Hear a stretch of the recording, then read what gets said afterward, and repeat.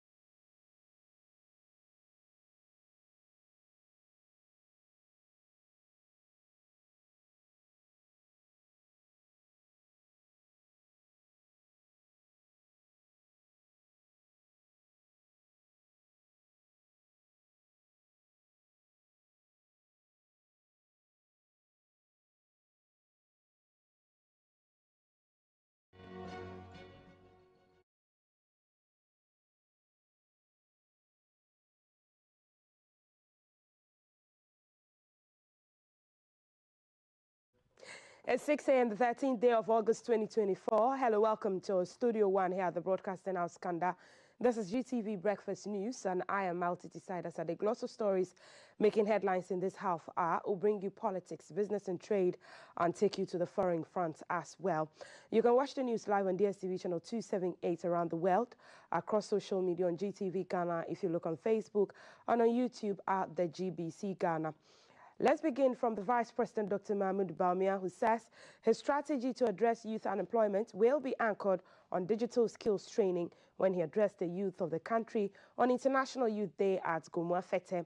Dr. Bawumia said under his plan, 1 million youth will be trained in digital skills to make them employable at home and abroad. Dr. Bawumia said his desire is to move Ghana to the next level, and digitalization is critical in the process. International Youth Day is celebrated annually on 12 August. It brings into focus issues of the youth to the attention of the international community and celebrate the potential of the youth as partners in today's global society. It is an opportunity to celebrate and mainstream young people's voices, actions and initiatives, as well as their meaningful, universal and equitable engagement. 38% of Ghana's population is between the ages of 15 and 35. About 38% of Ghana's population is between the ages of 15 and 35, and their digital potential must be harnessed to chart a new path for development and job creation. The 2024 event is christened From Click to Progress, Youth Digital Pathways for Sustainable Development. The day is focusing not just on featuring the difficulties that the youth face, but also celebrating their role as indispensable partners in building a promising future. The celebration is to ensure that the youth are at the forefront of change, making their mark in every aspect of society, from driving digital innovation to championing social causes. The Chief Executive of National Youth Authority, Pius Enam Hadije, says the authority is charting a path of progress to enable the youth of Ghana realize their dreams. At the end of this ceremony, we will reflect on the outcomes of our decisions, our discussions and our exhibitions, bolster partnerships and chart the way forward. The conversations we start here must reverberate beyond these walls, into our various communities, into our schools, into our workplaces and beyond. Minister for Youth and Sports Mustafa Yusuf says his ministry is initiating policies through its various agencies to better the lot of the youth. This year calls to action for all of us policymakers, educators and leaders to provide the necessary support and infrastructure to enable our youth to thrive in this digital era. We must ensure that every young person in Ghana, regardless of their background, have access to the tools, skills, and opportunity needed to succeed in this digital age. The country director of Alliance for Green Revolution in Ghana, Agra, Madam Betty Annan, was emphatic about the need to use technology to create employment for the youth. The UN representative in Ghana, Mr. Charles Abani, said Ghana's greatest capital is a young population and policies must therefore be rolled out to utilize the potential in the digital space. We believe that with annual revenues from digitally supported farming estimated at about $140 million, we are hopeful that digital technologies can create employment for young people in the agricultural sector, promote economic activities, and enhance food security. Vice President Dr. Mahmoud Bamia said one area his presidency will look at is the cost of data in the country. The cost is a big barrier to our young people. And so I want us to look at how we distribute spectrum, for example, to the telcos, and have agreements with them that we can give you this if you reduce the prices of the data to our young people and to our community. He said digitalization will be key in job creation. One of the areas that I am going to be very, very keen on is training 1 million youth in digital skills. Dr. Baumia said with the credit scoring system, life will be more comfortable for Ghanaians, particularly young people in terms of credit. More on youth, young professionals and students have received essential knowledge in digital space as well as the needed leadership qualities to make informed decisions. This was at an event dubbed Ghana Youth Meeting, which is an initiative by young diplomats of Ghana. It was to mark this year's International Youth Day. The Ghana Youth Meeting is an annual gathering of young professionals, students, alumni of Young Diplomats of Ghana, industry experts, and thought leaders for an inspiring and transformative experience. The meeting is a platform for young people to engage in meaningful dialogue on issues that directly impact their lives and future.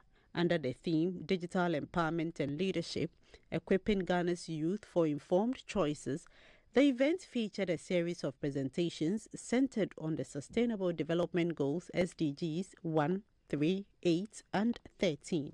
A key event highlight was the panel discussion, which congregated experts from the media, law, education, and communication, and focused on empowering Ghana's youth, making informed electoral decisions for a brighter future. The Operations Manager, World Bank Ghana, Liberia, and Sierra Leone, Ms. Michelle Kian, highlighted the World Bank's strong interest in supporting youth leadership initiatives. It's very important for us to be able to understand what are the things that motivate youth, how do youth communicate, how do we express complex ideas and discuss complex ideas through these media, which are very fast, with very concentrated information, and where it is relatively difficult for us to also understand the origin of what's being presented. Mr. Moritz Gabrayanka is the Programs Director of Young Diplomats of Ghana. To young people, it's about time. It's about time we take development more critical. Let's look beyond what you see right now. Let's look at a brighter future. Let's try and change the status quo wherever we find ourselves, in our workplaces, in our schools, in our professional life. We also talked about the Sustainable Development Goals, and these are goals that brings all of us together and to champion a certain cause that will help get to where we want to get to as a country in terms of development. Participants were encouraged to see the initiative as a platform for growth, learning, and networking. And as the world observed International Youth Day, GBC News took to the streets of Accra to sample views from some youth about the challenges they face in today's tough economy. The cry for action was unanimous. The youth are calling on the government to intervene and provide tangible solutions to the unemployment crisis and high cost of living. Though this year's theme focuses on using technology to create sustainable development and employment, Ghana still grapples with full internet connectivity and high cost of data. The first thing I'll talk about is our renting. As we speak now, it's not easy.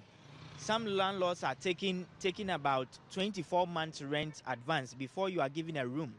And it is not easy as a young guy out there renting a single room for almost getting to 800 cedis a month. Meanwhile, your pay is not even up to 2,000 Ghana cedis. Are you getting it? You realize that our pay continues to be the same thing. You go to the market, prices are increasing every day. Transportation is on the high. But as the youth, in fact, we have lost hope in this country. And I know definitely that if a plane lands right now that we should go to the US, I won't even go home. I'll just land in a plane and then go away. In fact, our leaders should sit up.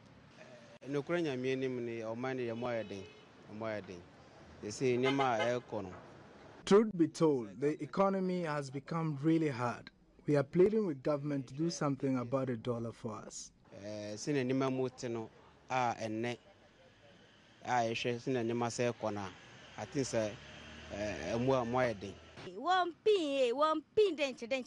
because no ha will cry because we are really suffering as a youth. We are pleading with government to do something about this for us. The youth are selling because they are hungry.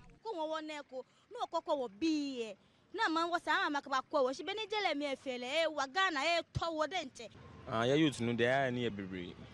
A bit is a juma. Me free test it on me the application We are going through a lot of challenges. Most of us are unemployed and we need jobs.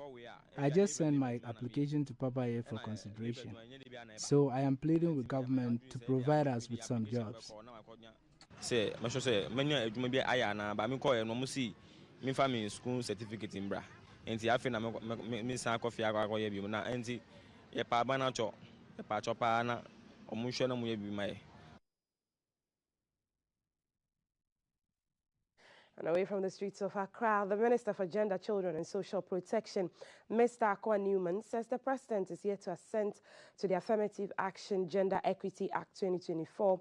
At a media briefing in Accra, Ms. Newman said, though the act has been passed by Parliament, it is still going through some tidying up. After the head of legislation completes this critical work, the act will then be presented to the President for assent. On Tuesday, July 30, 2024, Parliament passed the Affirmative Action Gender Equity Act 2024. I've heard a lot of people saying, has the President signed it? And I would like to inform everybody here that it hasn't gotten to the President yet. I met with the head of legislation. He's still tidying up a few things on the bill, on the act actually. And once he's done tidying it up, then it can be sent to the President for his assent. And so at this point in time, it is not like the President hasn't signed it. It is not with the President yet. It will soon be with him. This bill has been a long time coming. When I took office, we had to withdraw the bill and relay it. We took it through winnowing. The winnowing had to see certain parts of the bill taken out. And so the final bill you will see is also different in a few ways from the one that has been on social media. That is actually the bill that was withdrawn. So the bill you are seeing is not the final bill. However, a lot of the parts, a lot of the clauses still remain the same. There are a few more schedules that we added to it. There are a few clauses we had to delete because of constitutional issues. But apart from those, most of the clauses will remain the same.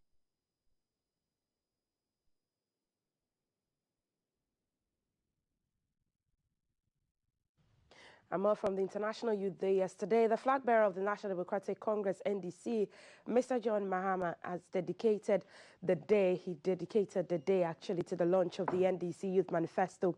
The manifesto is touted by the NDC as a comprehensive solution to the pressing issue of youth unemployment in Ghana, alongside other challenges facing the youth. The event attracted the full spectrum of NDC's leadership, students and youth from across the country, as well as other dignitaries. The NDC Youth Manifesto outlines several key initiatives aimed at empowering the youth. Notably, it proposes a plan for the Students' Loan Trust Fund to cover admission fees for qualifying students, thereby easing entry into tertiary institutions. Additionally, the manifesto promises to tackle accommodation issues by expanding hostel facilities in various tertiary institutions. To boost employment, the NDC plans to establish a street lighting authority which will train the youth in street light maintenance as part of the touted 24-hour economy security intervention to illuminate streets nationwide. The manifesto also includes a certification program for master craftsmen and artisans, which will be conducted through competency-based assessments by the NVTI to enhance their professional prospects. Furthermore, the NDC aims to connect Ghanaian youth to global internet-based job opportunities. This, the party believes, is a major step to cap the efforts of President Mahama, who is on record to have laid the fiber optic cables that catapulted Ghana into the digital era. Other components of the manifesto include skill training programs and support for young female graduates and entrepreneurs through the establishment of a National Women's Bank. The National Youth Organizer, Mr. George Opareado, highlighted these initiatives during the launch. About 2 weeks ago, the Ghana Statistical Services indicated that 1.4 million youth are without jobs. The unemployment rate for young people stands at 21.7%. Millions of Ghanaians wake up every day not knowing where to go, what work to do, or where their next meal will be coming from. Just last year, a food insecurity report released by the Ghana Statistical Services indicated that about 8.4 million Ghanaians went a day without food. The General Secretary of the NDC, Mr. Fififia Vikwete, urged the youth to remain resolute and optimistic, expressing confidence that the NDC's Youth Manifesto will bring about the much-desired positive change. Our policies are meant for progress before votes. So whereas they think about power, we think about progress. And that is the difference between a party that cares and a party that only one votes for the sake of votes. In John Dramani Mahama and the NDC, you are finding a leader of a political party that is not perfect, but a leader of a political party that has credibility and that wants to put the progress of our nation as number one. So these are policies that you can trust, as opposed to policies that are simply put out there in order to deceive you for your votes, and as soon as the vote is obtained, you are forgotten about. Mr. Kwete also called on Ghanaians, especially the youth, to vote overwhelmingly for the NDC in the upcoming December 7 election to steer Ghana in a progressive direction.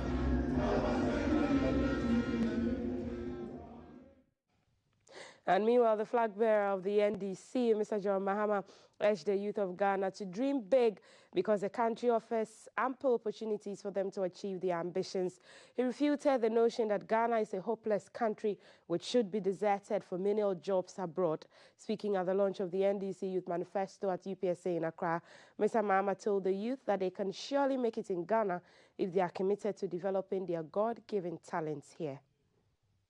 To join you on the occasion of International Youth Day. And I'm excited to have the opportunity to launch the National Democratic Congress Youth Manifesto before you today on August the 12th.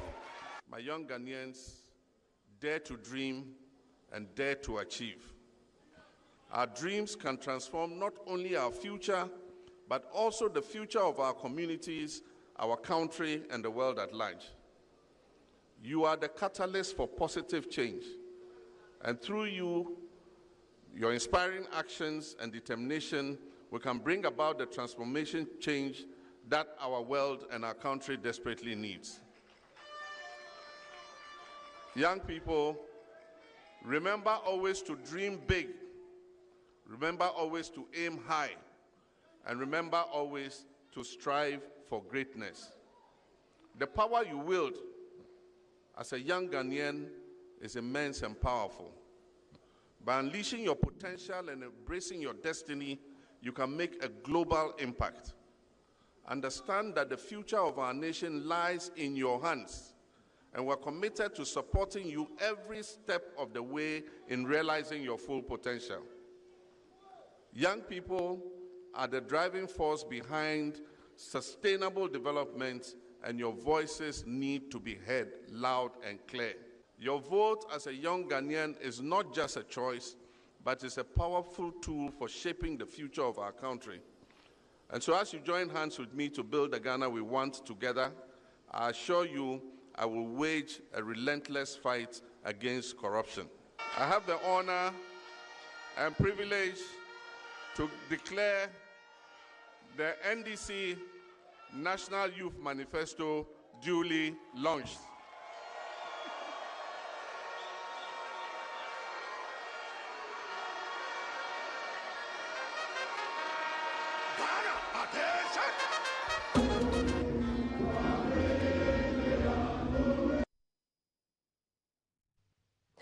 More on politics and campaign. The Possibility Campaign Trail has passed through Nsawam, Suhum and Ayensiano constituencies in the Eastern region at the various Community Connect sessions of the MPP presidential candidate, Dr. Mahmoud Bawumia. He shared his vision of building a vibrant railway sector, introducing industrialized agriculture and solar energy into the national grid.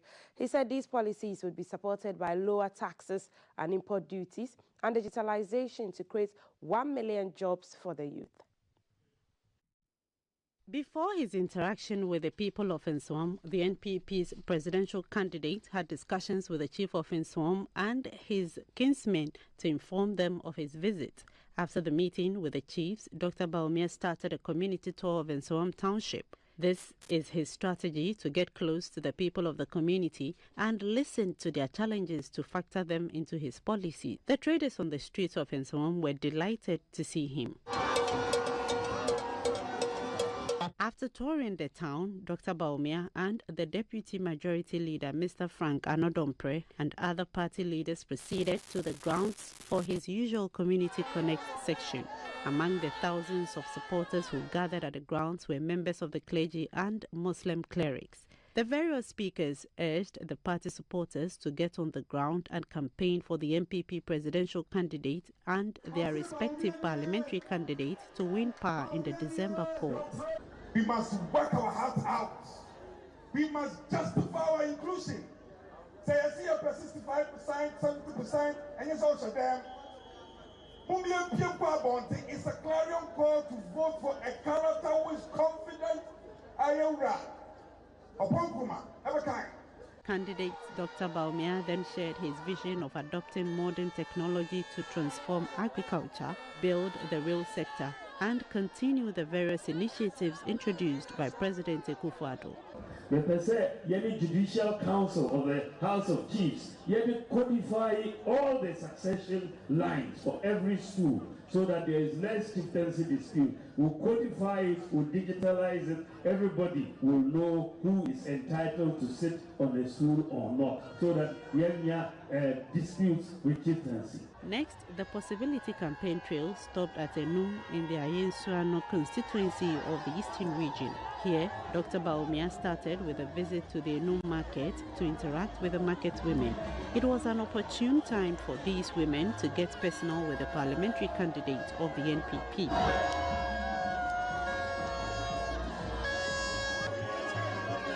From the market, Dr. Bawumia attended a mini derby organized for him to interact with the chief of Enum and other chiefs in the constituency. He was joined by the parliamentary candidate of the NPP for the constituency, Ida Adjoe-Siedu, and several stalwarts of the NPP. Then he proceeded to the Community Connect section to address the thousands of supporters who had gathered at the town square to listen to him. Dr. Bawumia told them that President Akufo-Addo has done a great job and he will continue on that score through the introduction of policies that will bring relief to Ghanaians. Me pese yedi electricity bill eba from ewa Ghana ha. Ene yedi oil and gas ne yedi ye electricity. Me pese me be ye president ha. Ye be moving from oil and gas to solar power. Solar power. Electricity. So who was the last constituency for the president? As is customary, first paid a Suhum. Thousands of party supporters waited deep into the night for the arrival of candidate Mahmoud Bawumia. Several party leaders, including the constituency's parliamentary candidate, Mr. Frank Esiedu-Bekwin, urged the supporters to unite the base of the party for victory in the 2024 election. Dr. Bawumia asked the people to vote for him since he will work in their interest.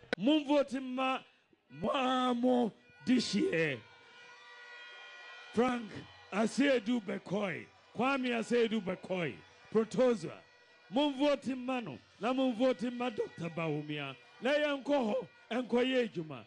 Dr. Bawumia said his policies are thought through policies which will help secure the future of the country, the reason they must return the NPP to the Jubilee House.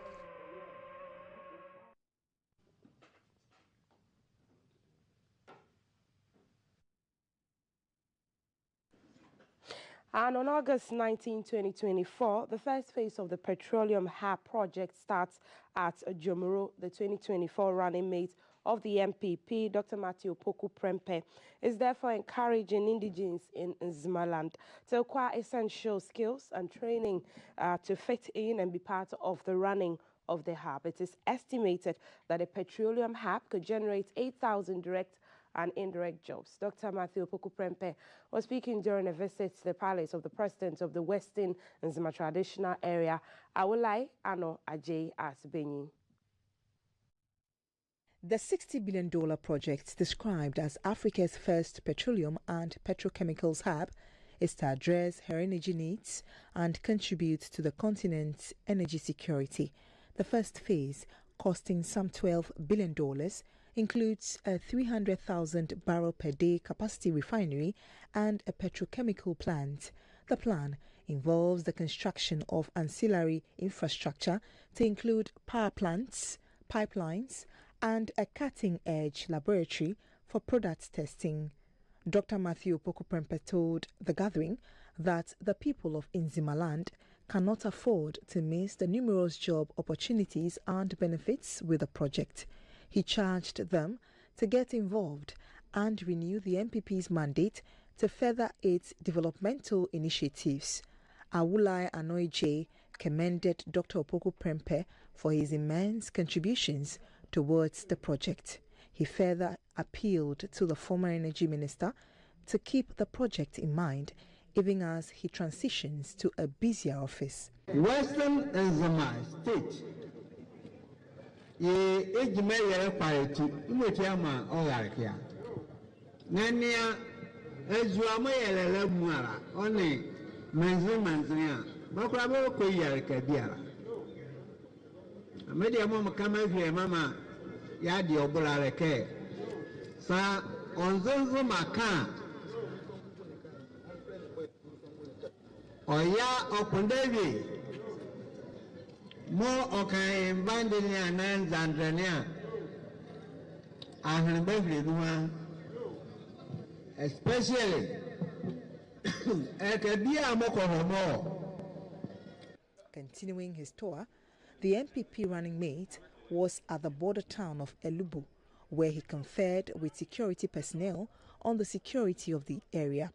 He commended them for their selflessness and dedication in protecting the country's borders.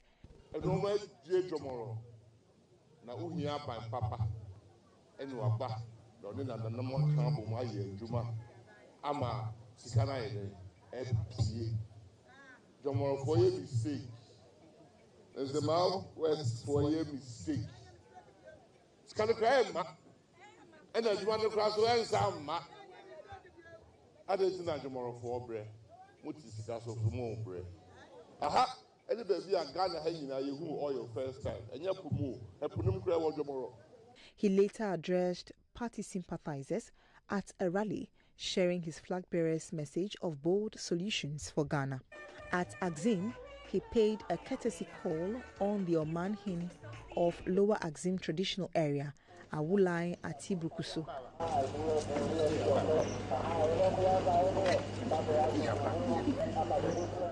The MPP running mate rounded up his tour at the palace of Nsemmanhini, Awulai J. Kwame.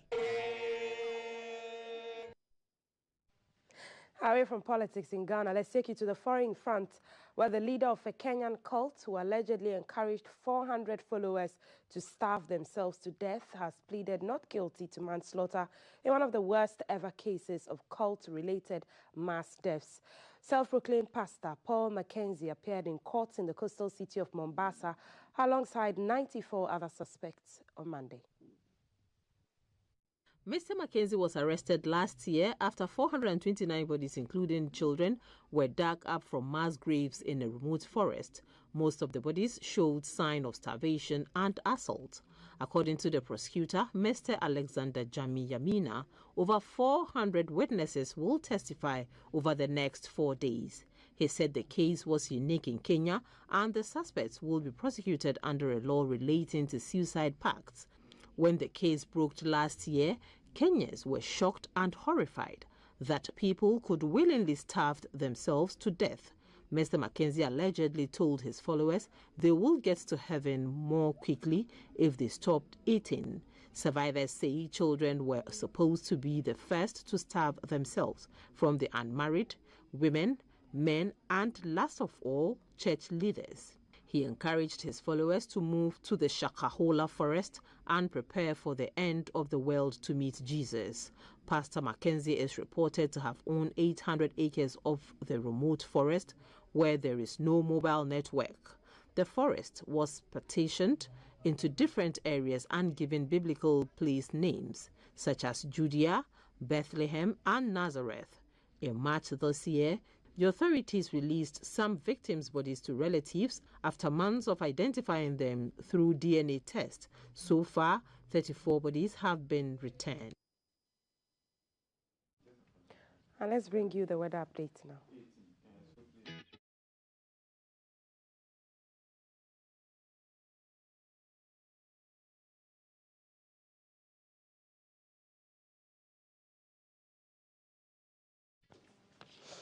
Let's go to the GMET office and speak to our chief meteorologist, Felicity Ahafenyo, as she gives us the update today via phone. Good morning, Felicity. Tuesday's weather any different from Monday's weather? As always.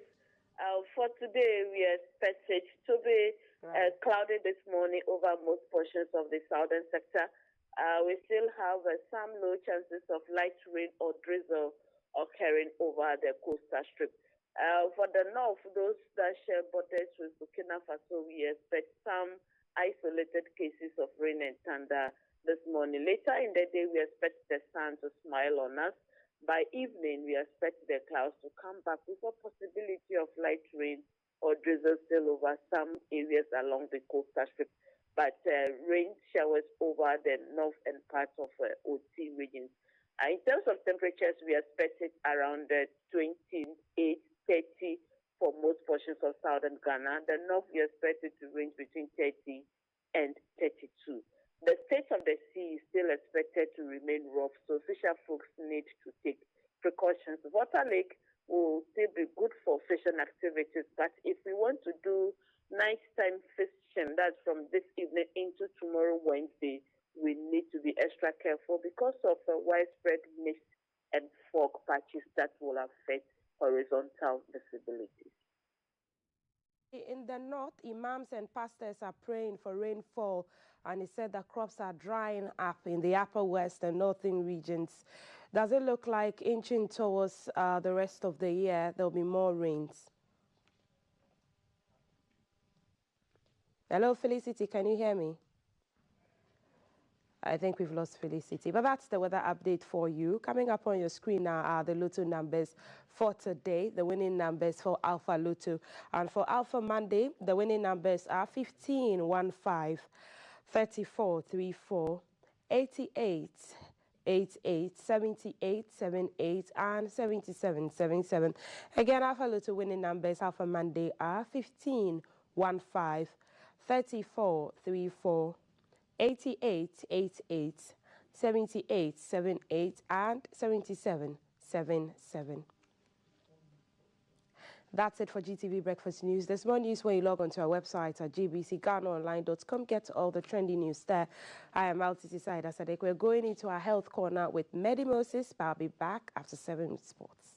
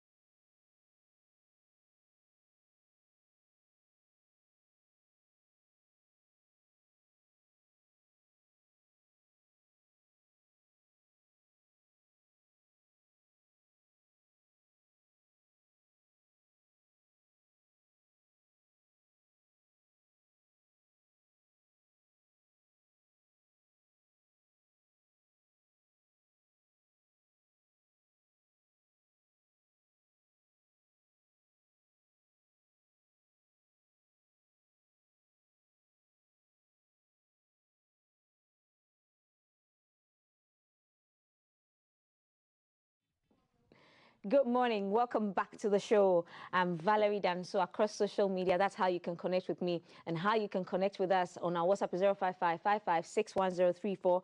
On social media, we are GTV Ghana.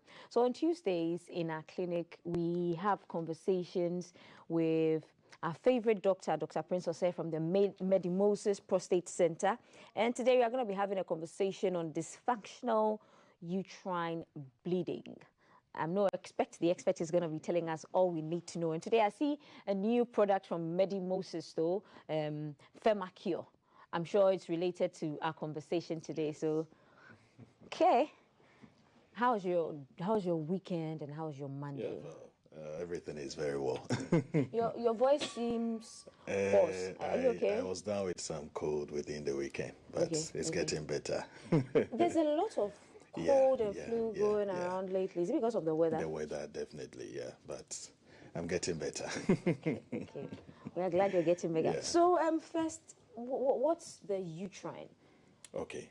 So the uterus, or uterine, as you mentioned, is the female reproductive. It's part of the female reproductive system, and that is what houses the fetus. So when a woman gets pregnant, the developing baby is kept in the uterus. So it's like the incubator. We know the incubator. That's an artificial form of the uterus. So it's where the baby develops. It gets all its nutrition and all that before the 9 months time that the baby comes out. So it houses the fetus. There are other areas of the female reproductive system. We have the ovaries, we have the fallopian tubes, we have the cervix, we have the vagina itself, and other organs too there. But the uterus itself is what houses the fetus whilst it develops. Yeah. Right. What does it look like? Is it like a sack? What does it look like? It looks like a pear. A pear. A pear. I'm sure the pulling up the avocado pear that we know. Yeah. So the shape, everything looks like it. So it has that hollow within it. You see that when you cut the avocado too, you see that where the seed is, there is some hollow area in there. Yeah. So that area is where the fetus mostly develops. Yeah. So it has that shape of the avocado, and also it has the fallopian tubes on it and the ovaries on it, and it has that hollow, and the tip of the pear that attaches to the tree. That is what in the uterus can be compared to the cervix. So the tip of the uterus looks like the tip of the avocado fruit that we know. Yeah. So we'll basically put up a couple of images shortly. But then, if this is inside, how do you know if it's bleeding or you are bleeding? Okay, so every month a woman bleeds. That is the menstruation that we know of. And there are so many things that leads to it. And once a woman is bleeding within the uterus, it comes out through the cervix, through the vagina. So you definitely know that there is a bleeding going on in there. It's just like the menstruation that we know. Okay, so it comes out? Yes, it comes out. So it doesn't bleed internally. Mostly, if the uterus is bleeding, it will pass through. Since it's a passage way, it comes through the cervix. That's the opening of the uterus. Then it passes through the vagina for the woman to see. For menstruation to happen, is a similar thing. There are so many hormones that affects not even menstruation, just the female reproductive system itself. There are so many hormones Director Ray and Director Elvis are at it this morning. So that's it. Yeah, so that's the female reproductive system. The wings there is the fallopian tubes and the ovaries that I mentioned about. The body itself, the pinkish thing that you see in the middle, that's the uterus itself. And the cervix is the tip, that pinkish thing, and the brownish one that you see at the bottom, that's the vaginal opening. So basically that is the female reproductive system. So this one has polyps in it. We will touch on that quite briefly. So basically this is the female reproductive system. So as I was saying, there are so many hormones that plays a role when it comes to fertility, when it comes to menstruation and childbirth and all that. We have what we call the follicle stimulating hormone. So at the beginning of every cycle, so as I mentioned earlier, every month a woman is supposed to bleed. That is the menstruation. And at the beginning of the cycle, so there is this hormone that we call the follicle stimulating hormone. And what that hormone does is to mature the eggs that the female have. Already the eggs are there, but they are not all matured at the same time. So during your time of the time your cycle starts, that is where that hormone, the follicle stimulating hormone, becomes high in your system to mature the eggs that are stored there. So mostly about 12 to 13 eggs are matured every month. And the one which is most matured is released. So if you are lucky, you can release 2 eggs at a time. That is what causes unidentical twin. Yeah, so if you are lucky, you are able to release 2 eggs at the same time. But mostly it's one egg that is released. And what causes the release of the egg is another hormone called the luteinizing hormone. The what? Luteinizing hormone. Yeah, what does it do? We have the follicle stimulating hormone maturing the eggs, and we have the luteinizing hormone causing the release of the egg. That is what we call the ovulation. So every woman in the point of her menstrual cycle has the ovulatory period. So that is where the luteinizing hormone levels rises and causes the eggs to release. And that is when, if you have sexual encounter with your partner, you are likely to get pregnant because of the release of the egg. Okay, is that same hormone responsible for the females? Because just before your period and just after your period, there's the urge to have sex. There's the sexual urge. It's very high at that time. The urge is very high during the ovulation period. Okay. Yeah, you can have it closer to your menstruation and after the menstruation, but the peak of the urge to have sex is around the ovulation period. Okay, right. Yeah, so the luteinizing hormone increases your libido and causes you to feel for sex and all that, because at that time your body is prepared to get pregnant, sort of. Yeah, so because of the release of the egg. Yeah, so if there is fertilization, if you've had sexual encounter and there's fertilization with the sperm, it means that the fetus has to develop within the uterus and all that. And a hormone called the progesterone is what keeps the pregnancy and all that. But when there is no fertilization, it means that the egg that was released, together with the uterus that prepared itself to receive the fetus and all that, has to come out. And that is what causes the menstruation. So when there is no fertilization, it means that the progesterone level will decrease. So whilst it decreases, it sheds off the uterine lining together with the egg that was released, that wasn't fertilized and all that. So this is what goes on every month within the female. And if there is any disruption in this system, it could lead to your menses not flowing. It could lead to you having dysfunctional uterine bleeding, as I mentioned, like your uterus may be bleeding abnormally at intervals that you are not expected to have your menses and all that. Yeah, so if there's any interruption within the hormones that I mentioned, it could lead to some of these things. Yeah, so basically that is what the menses is all about. And when we talk about dysfunctional uterine bleeding, it can be caused by so many things. The hormones, as I mentioned, is one part. Sometimes too, there can be abnormal or structural malformation within the uterus. The image that we pulled out earlier on is what we call the uterine polyps. So you could see certain growths within the uterus and all that. That one too can cause dysfunctional uterine bleeding, because when it happens like that, there could be some hormonal imbalances and all that causing the uterus to bleed abnormally. Yeah, and also fibroids are one cause for dysfunctional uterine bleeding. So someone having a fibroid within the uterus, there could be so much bleeding, bleeding at an unusual time within the uterus. Director, we will pull up the image again, not the pair, the image of the female reproductive system. Yes, it's here. Yes. So Well, there's what we call the endometrial polyps, and you could see that there are certain growths. The cavity in there. The growth is what looks like a tiny, like a drop of blood. Yes, within the uterus. Okay, mostly that cavity should be free. That is where fetus develops. So mostly that cavity shouldn't contain anything. So if you have a polyps or a growth like this, it means that it's taking over the areas within the uterus. And fibroids too looks like this. It sometimes it presents itself like this. So some of these things could cause the uterus to bleed abnormally.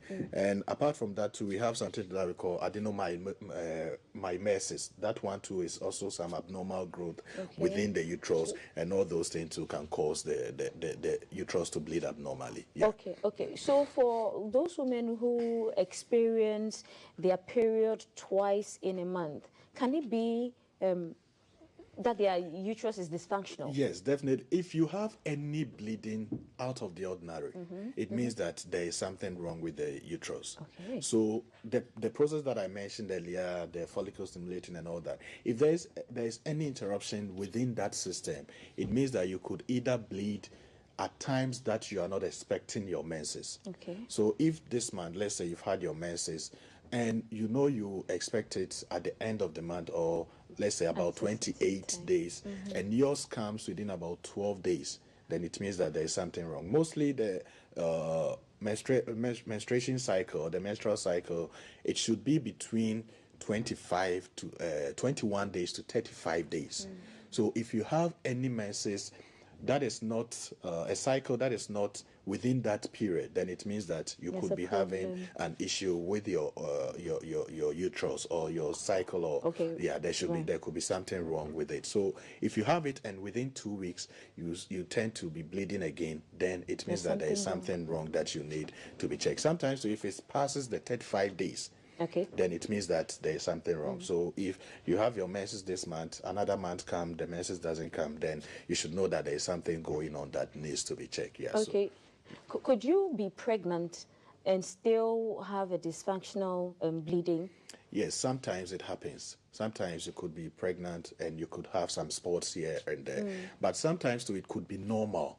We have something that we call the implantation bleeding. So when the fertilization happens, it happens within the fallopian tubes. When it happens within the fallopian tubes, it has to move from the fallopian tubes into the uterus for it to attach itself into the uterine lining. So it attaching itself into the uterine lining can cause some bleeding because it's a foreign thing. The fetus is a foreign thing. Whilst it attaches itself, definitely there will be some cut or something within the uterus. It can cause some spots, but it shouldn't be so much. So if you are pregnant and you are bleeding, it shouldn't go beyond 3 days. So if you are pregnant and you are having some spots, it shouldn't go beyond 3 days. It shouldn't be so much. It shouldn't be like your menses. It should just be some small spots here and there. That one is considered normal. But if you notice that it's coming as your menstrual flow, then that could be an issue. There could be something wrong with your menses. Doc, could you speak to this image for us, please? What's happening here? Yeah, so this one shows a cycle, 3 cycles of a female. Yeah, so the first one, there was some spotting in there, and the person had a heavy bleeding. The second cycle too, the person saw some spotting just before the normal bleeding, but this time around the person had a normal menstrual bleeding. And the third one too, there was spotting and bleeding.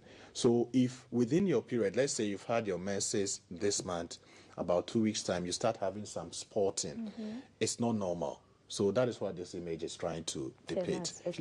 And sometimes too, at the normal your normal time that you're expecting the menses will come very heavy. So that one too, it's considered abnormal. Sometimes you see that it will be normal. Sometimes it will be less than normal and all that. So mostly when we are talking about dysfunctional bleeding, we don't take just one cycle.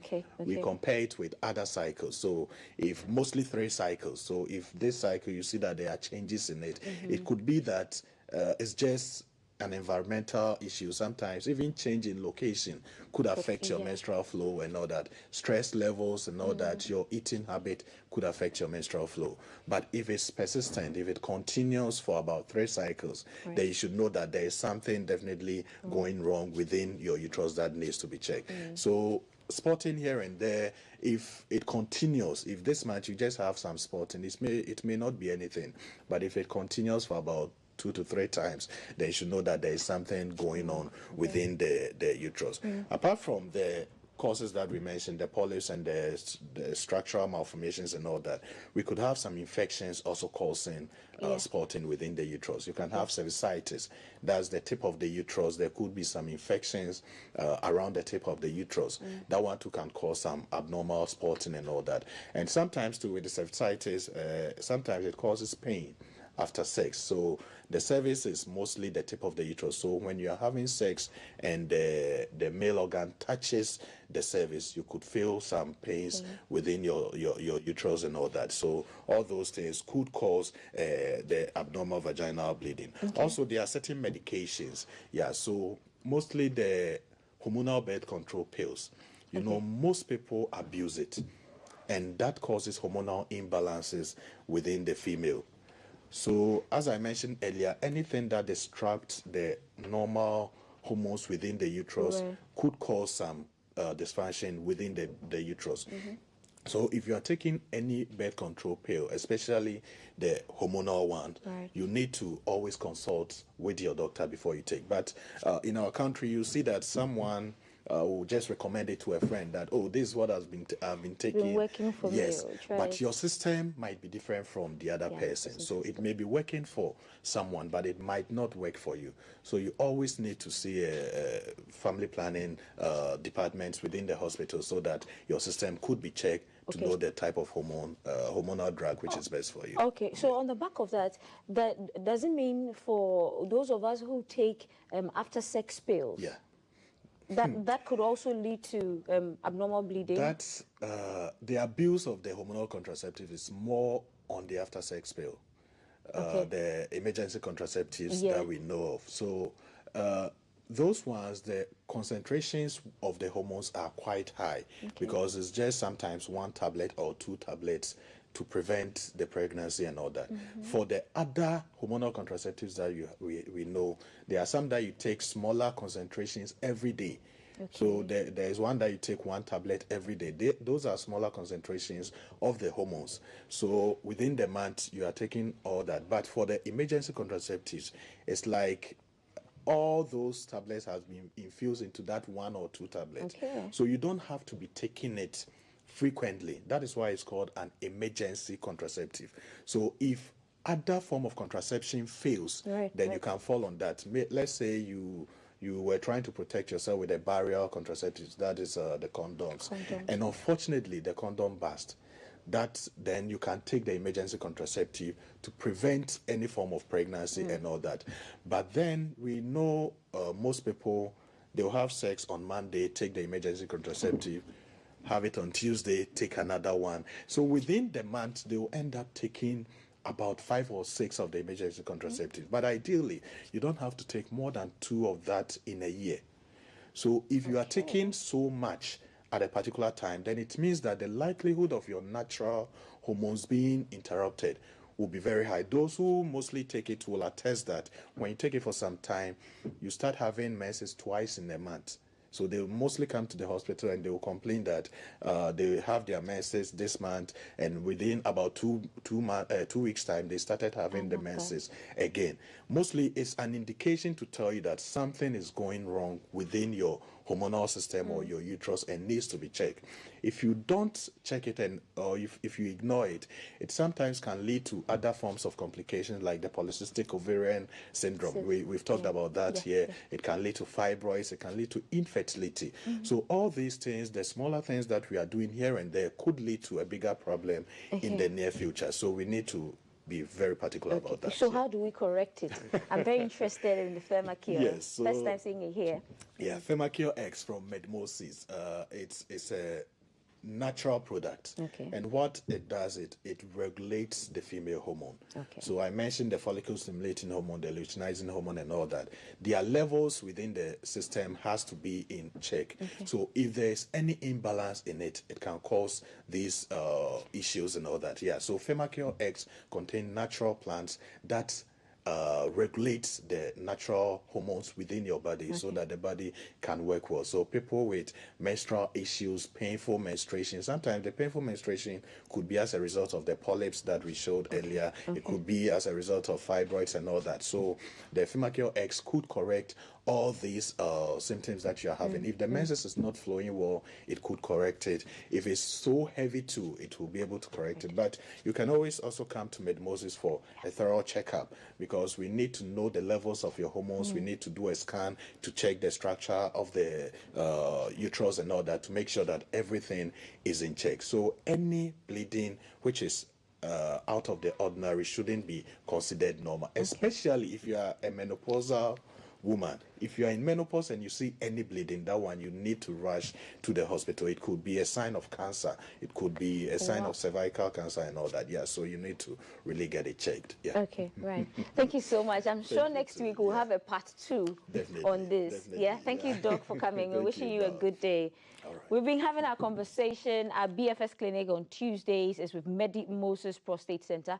Today's conversation has been on dysfunctional uterine bleeding, all we need to know and how we need to protect ourselves. The whole conversation is on our Facebook, and so if you head towards there on GTV Ghana, you can get this whole conversation again. Somewhere around town, Kofi Traffic and Alan, they are gearing up to give us what's happening, because in the past couple of months here on GTV, we started a campaign on how safe our roads are, and we are asking you to share your experiences with us on bad roads or good roads. We'll take a break. When we return, Kofi Traffic is somewhere around you.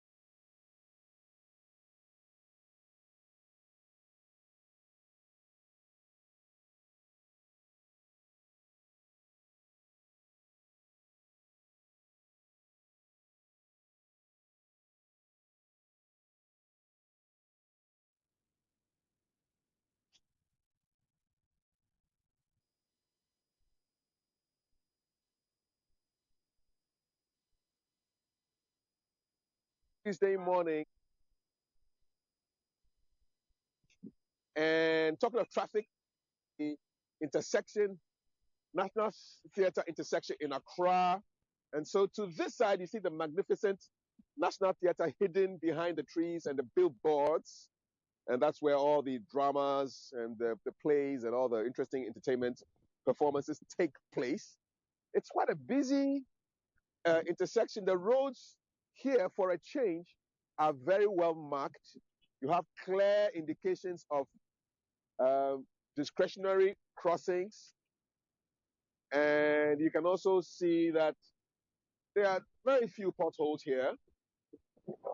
I'll be observing the behavior of people who try to cross the roads. But yeah, this is a discretionary crossing. It's pretty much very well laid out. And here, generally, people behave themselves when they're crossing the road. It'll be interesting to see what happens when a pedestrian decides to cross, to see whether people stop for them at the mandatory traffic crossings or the discretionary ones. But so far, so good. I'm seeing a gentleman on a bicycle, not wearing a helmet, just feeling free and crossing, when possibly he should have been staying and observing the traffic regulations. So, gentleman is crossing over here. Nobody's going to really slow down for him. And they go. Okay. So, and it will be interesting to see how people behave when it's wet, because wet conditions make for slippery roads, and you need extra caution to navigate your way around traffic. This place appears to be quite a very sane part of Accra, and we thank God for that. It's a very busy place too, because the building you see here is it's a big Accra Financial Center. And then behind it, you have the Mervyn Peak Ambassador Hotel. And then even further beyond, you have the complex Accra Central, where you have the Accra Metropolitan Assembly offices, the Accra City Hotel. And here where we are, it's pretty much a cool place, you know. People are behaving themselves, which is great. It's not only bad news all the time. Sometimes too, there are slivers of good news that we must report to the masses. Somebody jaywalking, seriously, very dangerous. Lady crossing the road there at the wrong place, very dangerous. There needs to be a lot of pedestrian education about where to cross the road, because people just get up and cross anywhere they want, and it's dangerous. This man on his bicycle is not doing the right thing. And then, of course, you have motorbike people who do what they want, when they want. Yeah. So it's a kind of a wet morning for coffee traffic in the crew. There's a gentleman there. You see, in other countries, this motorbike guy would have been hauled over because his passenger is not respecting traffic regulations. He's not wearing a helmet. Should he fall right now, his afro cannot save him. And so we need to be very mindful of our own safety. You know? Make sure you wear the protective gear. And the life is only one. You know? Gentleman crossing without waiting for the lines to change. Very dangerous. Somebody trying to jump through may hurt you. This is one of the rare tricycle people I've seen who's wearing a helmet. Oh, there he is. Very dangerous. Most dangerous indeed. Yeah. I don't know why passengers on motorbikes think that they don't need to wear helmets, because it's quite dangerous. It's a rare sight to see a tricycle person wearing a helmet, but we found one here. Kudos to him. They normally act as if they have 9 lives or a life on a power bank. But this man is quite safety conscious on his bicycle, and he's wearing his helmet as well. So kudos to him. Shout out to him. He's doing a good job, indeed. Yeah. So it's a calm Tuesday morning. I'm enjoying the feel here. I wish I could do the whole show here, you know, because I like water. There's a camera which is working, I hope, catching all the people who are misbehaving. When we swoop around, we realize that all the traffic lights are working. All the traffic lights appear to be working. We may cross over to the other side just to see whether we can get a good picture. But so far, I think all the lights are working. The gentleman is trying to cross the road here. Well, he's able to cross. And so far, no problem. I wonder where she's running to. Yeah. They like traffic because it gives them business. But ideally, nobody should be selling in traffic because it's not too safe at all. There's a phenomenon I'm seeing in Ghana now, and it has to do with these mini billboards in the islands. They don't make for safe crossing. You're trying to cross the road, and then a mini billboard is obstructing your view. Well, I can understand that the Metropolitan Assembly wants to make some money from advertisers, but let's also look at the safety aspect of things. Because if you have a 4-year-old trying to cross the road, that mini billboard is going to be higher or taller than a 4-year-old. It's going to make it hard for drivers to see that 4-year-old, and that 4-year-old is likely to be in danger. So, Accra Metropolitan Assembly, I know you're trying to make money, but the mini billboards are posing some kind of a risk, which has to be mitigated, definitely.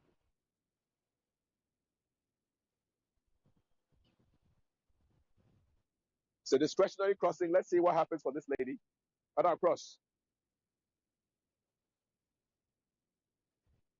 I want to check to see whether these lights are working.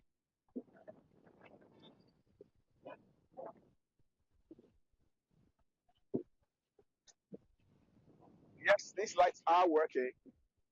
And I'll give you evidence right away. The lights are working, so that makes for safety here, which is good. Gentleman trying to cross, and he crosses. It's a discretionary crossing. And so it really depends on the discretion of the driver. Where you have the solid lines like the ones onto our right, then these are mandatory crossings. And anybody who gets there has the right of way, and the driver really should stop. You know? I'm going to try, when there's enough cars, I'm going to try and cross and see whether people actually even respect it. You know, but most of the time, I can tell you for a fact that 9 times out of 10, people just zoom by. They wonder what you are doing on the pedestrian crossing. Now, I'm sure going through the minds of some of these drivers, my friend, are you a zebra? Come on, cross. You know, but that's not it. It's because of the colors, okay? The colors are the indicative of a zebra, and that's how come they call it a zebra crossing. But it's mandatory. You're supposed to stop for people to cross. There goes another man riding on the pavement. Riding on the pavement. Lawless man. You know? The pavement is for human beings. He's riding on it. Too bad. So, well, generally, I can report that it's generally quite safe here. The roads are good. Very well marked. All the traffic lights are working. Once in a while, you have the errant motorbike bike rider who does the wrong thing, right on the pavement, crosses on a pedestrian crossing. But, well, generally, it is good. This is a discretionary crossing that this man is about to make. And, well, there's nobody around, so it's safe for him to pretty much cross the road. Yeah. I'm going to try and cross now and see whether people stop for me.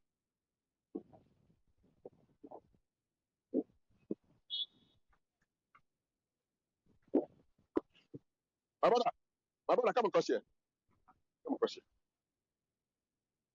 This is your place. Yeah. How are you? All right. Okay. So, well, they cross. Experiment done. I don't know whether it's my red, yellow, and green hair that is alerting them that they have the right to cross. Let's see if we can get these guys to cross as well. Boss, come here, come here. Okay. Yeah. Yes, sir. Are you cool? Yeah. So yeah, that's our little experiment over there. It seems a lot of people don't even know that they're supposed to be crossing here, which means that our road safety authorities, our education authorities have a lot of work to do to make sure that people get the education about where is the right place to cross a road so that you are safe and secure. And there's a very curious motorbike rider who is wondering why this man is wearing a red, gold, green wig.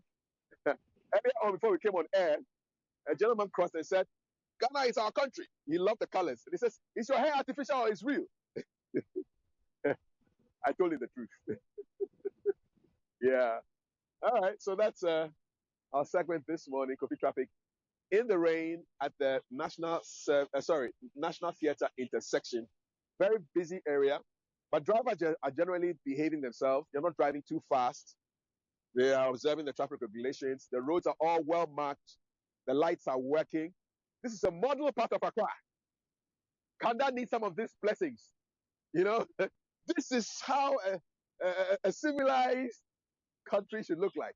You know, with everything working, lights are working, roads are working, people are generally behaving. And we need to export some of these blessings to Kanda, where we have a traffic light that has not been on for years almost, and nobody seems to care. You know, yeah. So road safety, please up your game. Ghana Police, MTTD, up your game. Educators, up your game. Pedestrians, up your game. Motorcyclists, up your game. Drivers, up your game. The whole of Ghana, up your game. My name is Kofi Traffic, produced ably by Dara Alantego, the man behind the camera. And back to you at GTV Breakfast. Salute.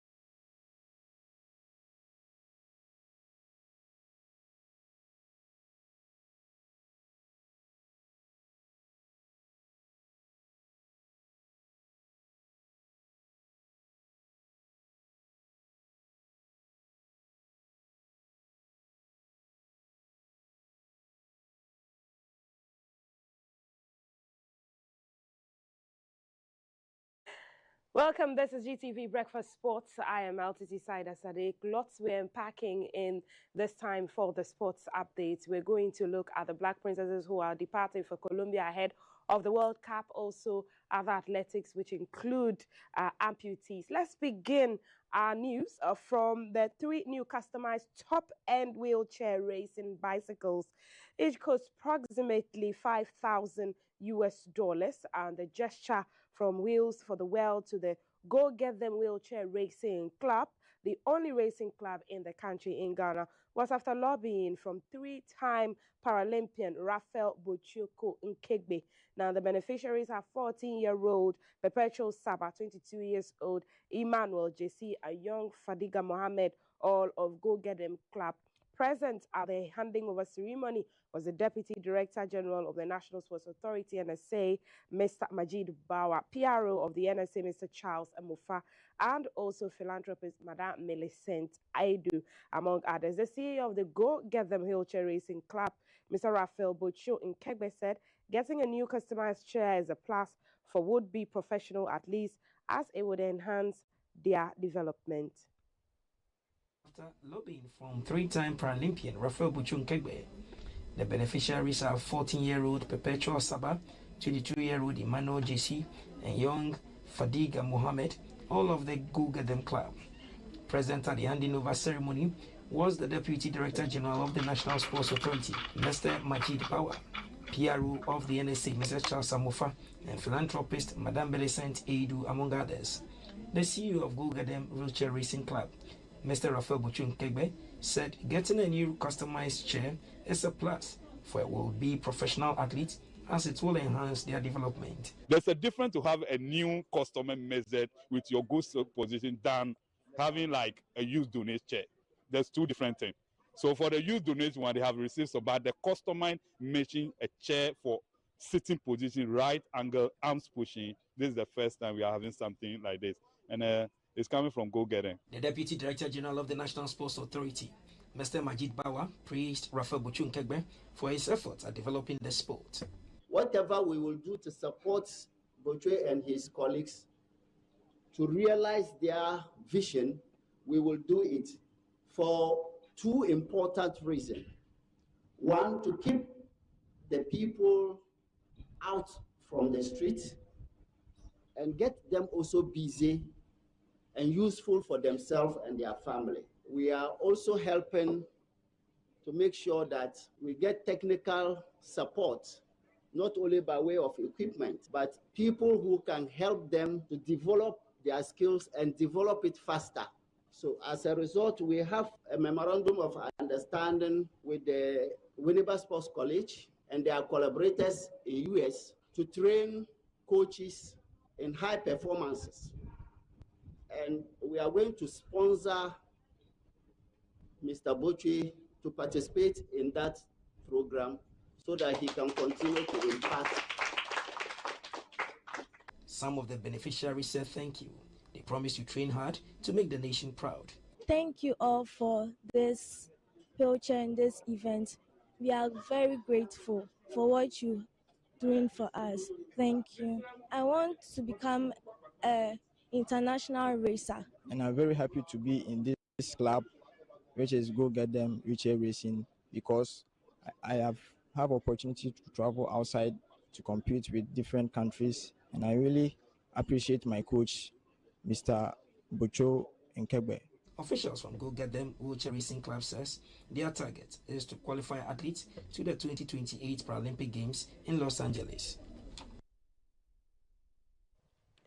Let's now turn our attention to the Paris Olympics, which has just come to a close, and Ghana showed up in the swimming high jump by 100 meters men's relay events at the 2024 Paris Olympic Games. Apart from Benjamin Azamati and Abdul Rashid Saminu, qualified for the next stage before their eventual exit, all the athletes ended their participation after their respective first rounds. Michael Okule from GBC's Unique FM caught up with the sidelines with Member of Parliament of South Tung, Mr. Kobna Mensah Weyome. On the sidelines of the Games in Paris, Mr. Weyome says it's time for a paradigm shift for Ghanaian sports. Going forward, I think that there ought to be much more capacity building, investment into athletes preparation, and then how maybe some projects, you say this is a 2-year, 3-year, 4-year project in which we want to build our own athletes and sportsmen and women in various disciplines, and let them take advantage of the resources that are available, and also drawing and leveraging on what is available at the international federation. We haven't done much because we keep recycling or maybe depending also on the same group of people, and I mean it is something that we don't think it's good going forward. Ghana, in their final event, got disqualified at the semi-finals of the men's 4x100 meter relay in the early hours of Thursday at the Stade de France. Samuel Tichi won bronze medal in the last edition in Tokyo, which became Ghana's first Olympic medal in over 40 years. Ghana showed up in swimming. A look at the Under-20 Women's World Cup. Now, the Black Princesses depart for Colombia ahead of the World Cup. The Princesses are set to depart for Colombia today, Tuesday, August 13, as they ramp up their preparation for the FIFA Under-20 Women's World Cup. The team has been undergoing intensive training in Cape Coast since June 27, focusing on tactical strategies, physical conditioning, and team cohesion. They completed their local preparations for a friendly defeat against Avenue Stars under 15 boys on Monday, and Ghana has been drawn into Group E alongside Austria, Japan, and New Zealand. The Black Princesses will be aiming to break their record of failing to progress beyond the group stage in the previous World Cup appearances, with recent victories in the 2023 African Games and the Wafu B Girls Cup. The Princesses are confident in their ability to make a significant impact on the world stage.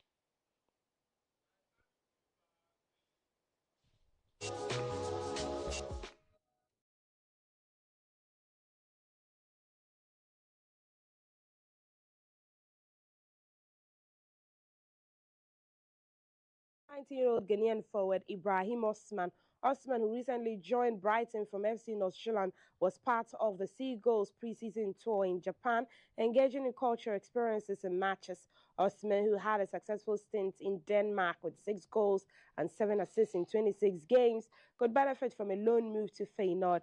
This approach mirrors the paths taken by Kaoru Mitoma and Simon Adingra, who were loaned out to gain experience before joining Brighton's first team. A graduate of the Right to Dream Academy, Osman follows in the footsteps of fellow Ghanaian talents like Mohamed Kudus and Kamaldeen Suleimana, as well as Ernest Nyama.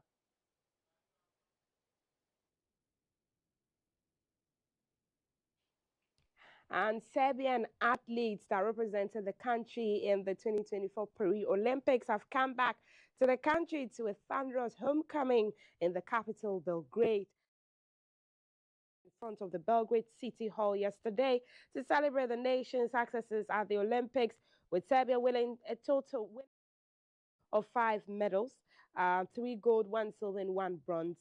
Novak Djokovic, the most decorated tennis player in the world, has finally managed to secure the Olympic gold medal in Paris.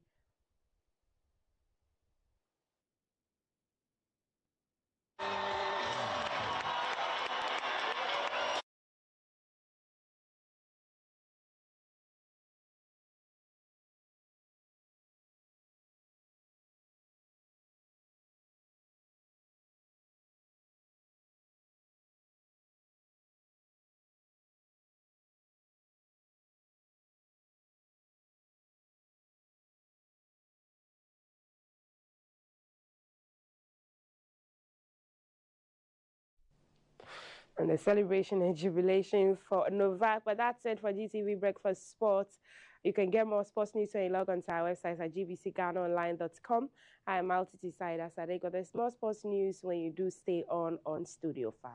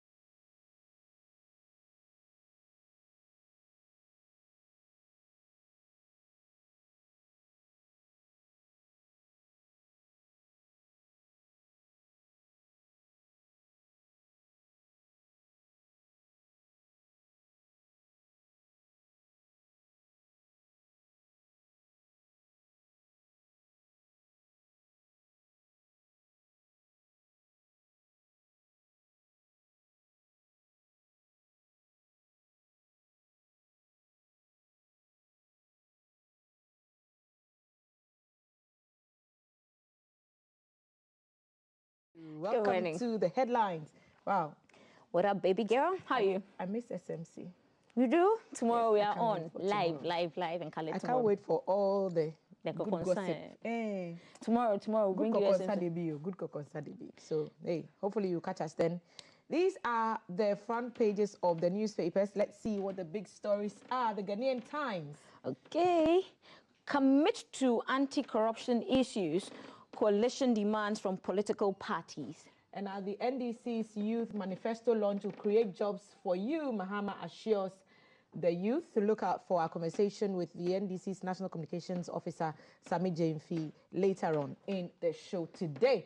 Roads Minister orders KMA to stop construction of buildings in waterways in Kisai.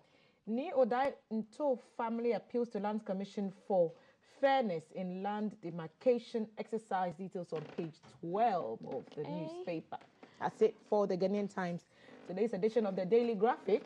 Mahama launches NDC Youth Manifesto, promises to create more jobs. Great news coming from the camp of the Kolebu Teaching Hospital, which has secured 30 new dialysis machines. Hopefully the services will improve. Details in today's edition of the Graphic.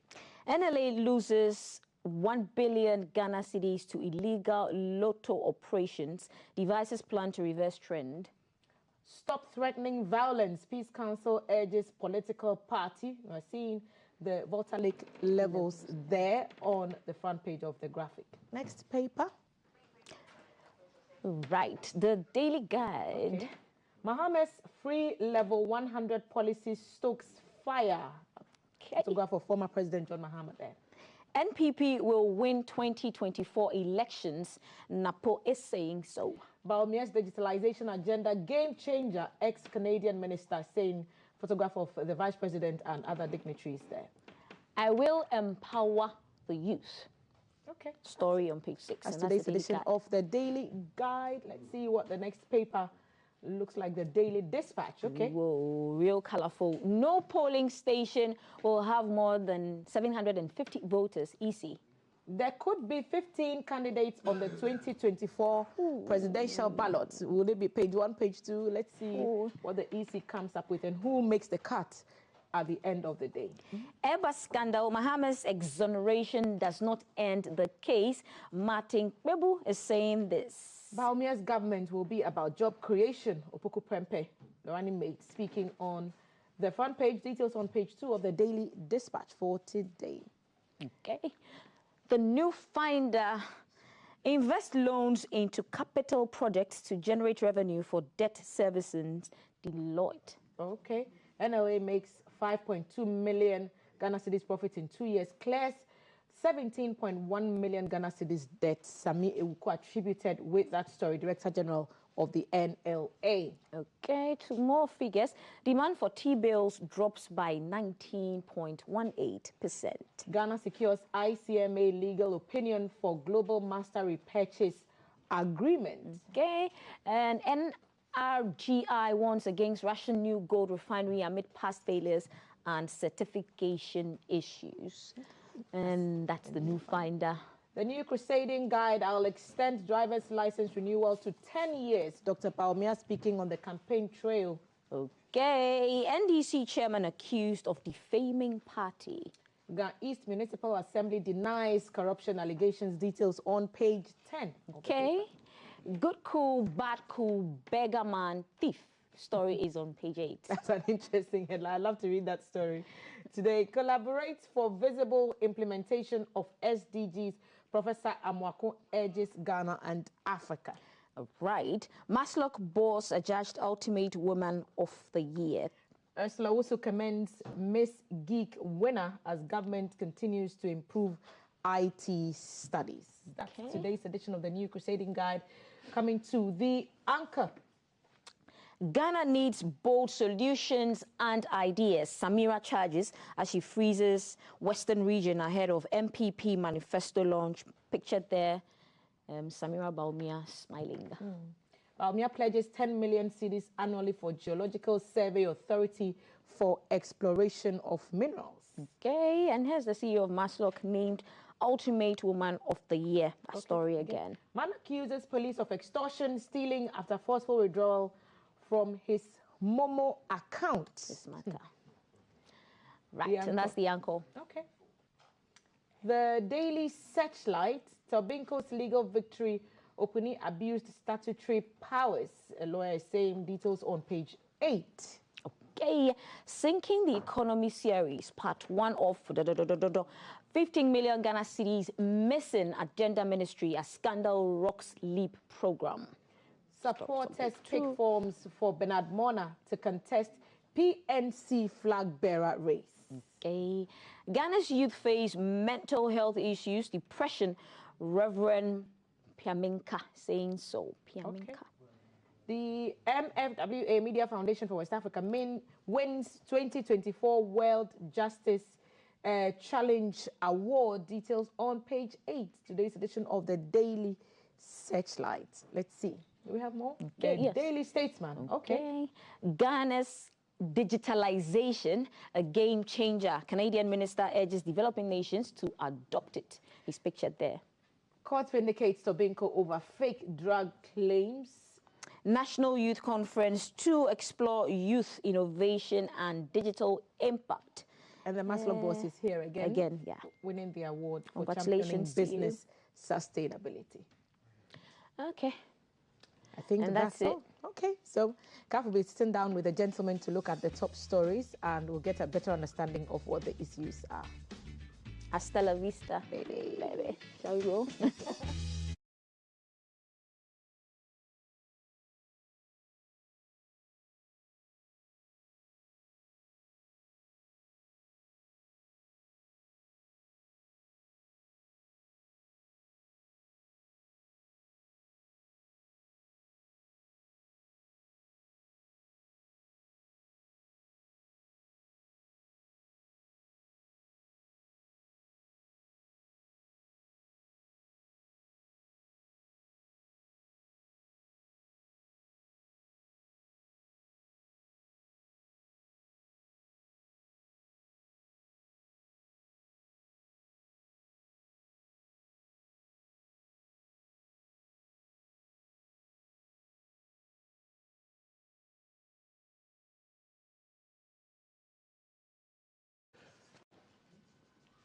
Good morning, welcome. This is GTV Breakfast. It's 7:38. It's time for the headlines. My guests, we all have something in common.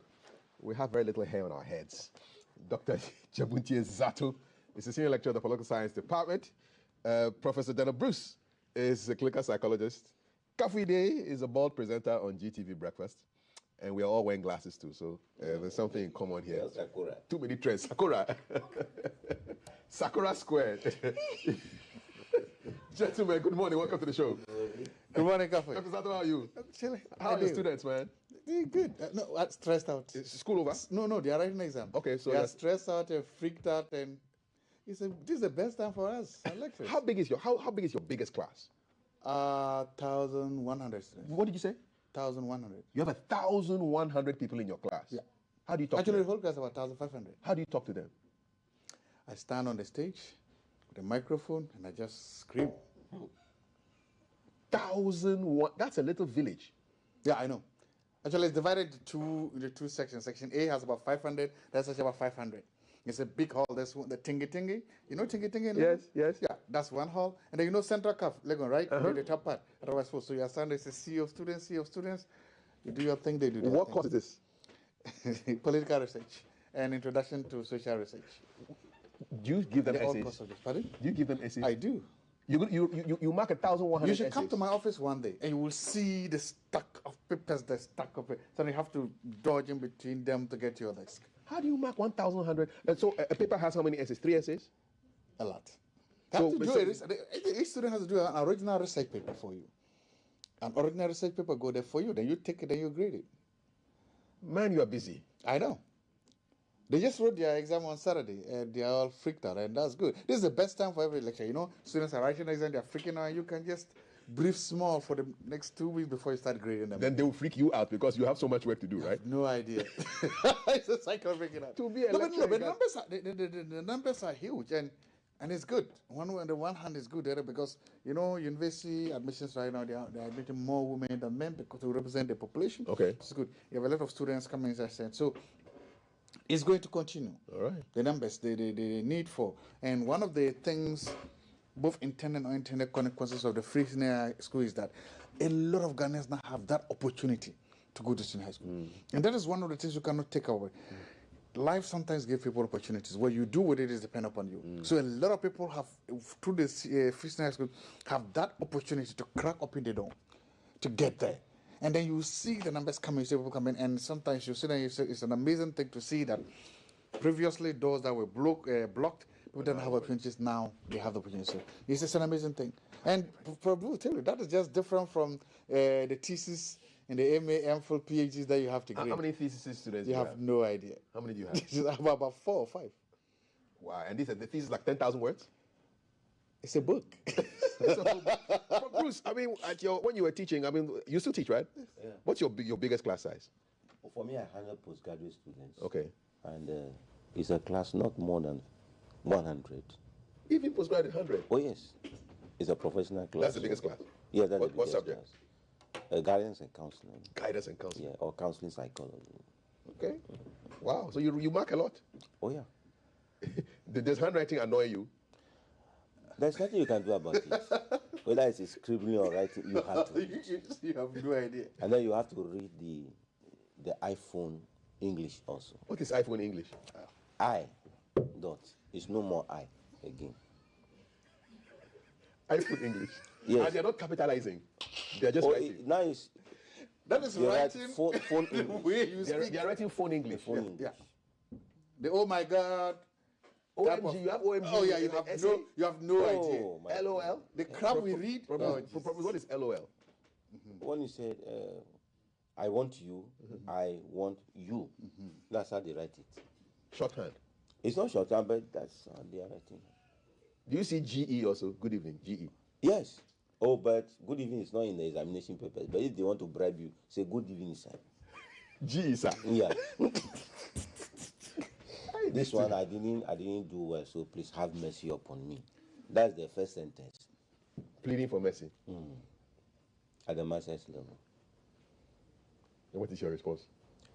Oh, you see, as he's saying, if you are handling about 1,500 students, you can see the quality of education. Some of them are not listening at all. They're only in appearance, not to study. For me also to be in the crowd. If some of them did not attend, he's not marking a register like we do in the junior high school. So you come or you don't come. It's a place for adults, so the decision is yours. It's yours. Wow. Shout outs to all lecturers. On Tuesdays, I have a lecture at 5:30 to 7:30. That's the evening, right? Yeah. And Tuesday, remember, Tuesday is Champions League night. Yes. So you can imagine the attendance. You walk inside the room, you say, scatter. Nobody there. there. But the women will be there. Well, they are there, they are not there. They are also there, they are hiding in the back on their phones, they are doing their own thing, they are chilling, they are standing there trying to explain to them the difference between population and sample, between triangulation, between how to do this and all that literature review, statement, you are doing your thing and they are doing their thing. You are all doing your thing? Yeah. Okay. Independent candidate. How about AI? Has AI entered your too much.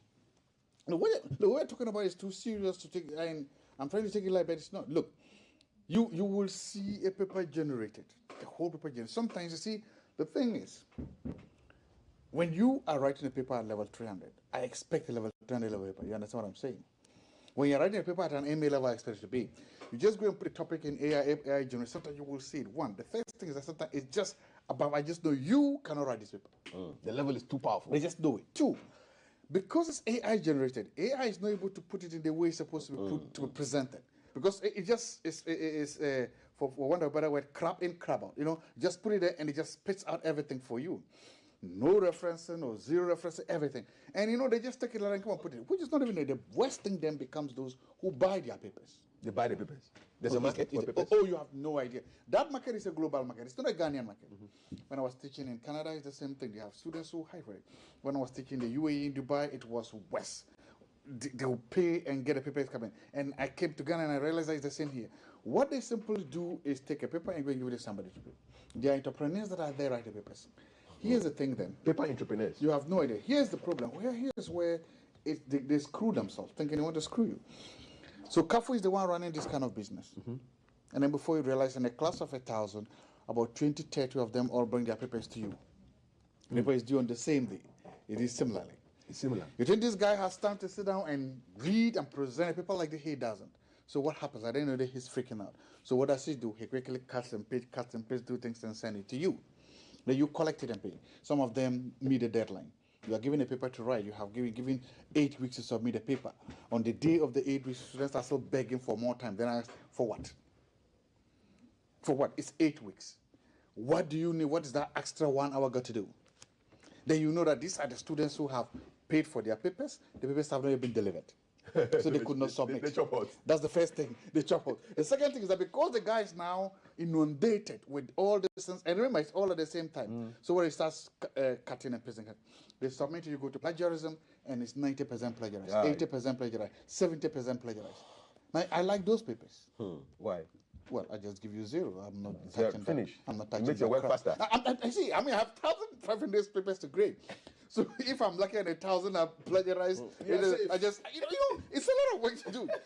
So you have, and then you have the students freaking out. So look, it's a real problem. We cannot stop students from buying papers because they will. There's no way we're going to do it. We cannot stop students from using AI. They're going to do it. But then they don't put the pressure on us to see how we can win them out. And those are the challenges. Look, probably when you were and I were in second year, the university, we didn't have these technologies. There are good usage of these technologies. There are times with me, I'm sitting here, I've gone to Wikipedia to check out some few things. There are times I've Googled. Yes, there's a good way to do that. But then there's a bad way. The bad way is those who think that they can just get a free ride.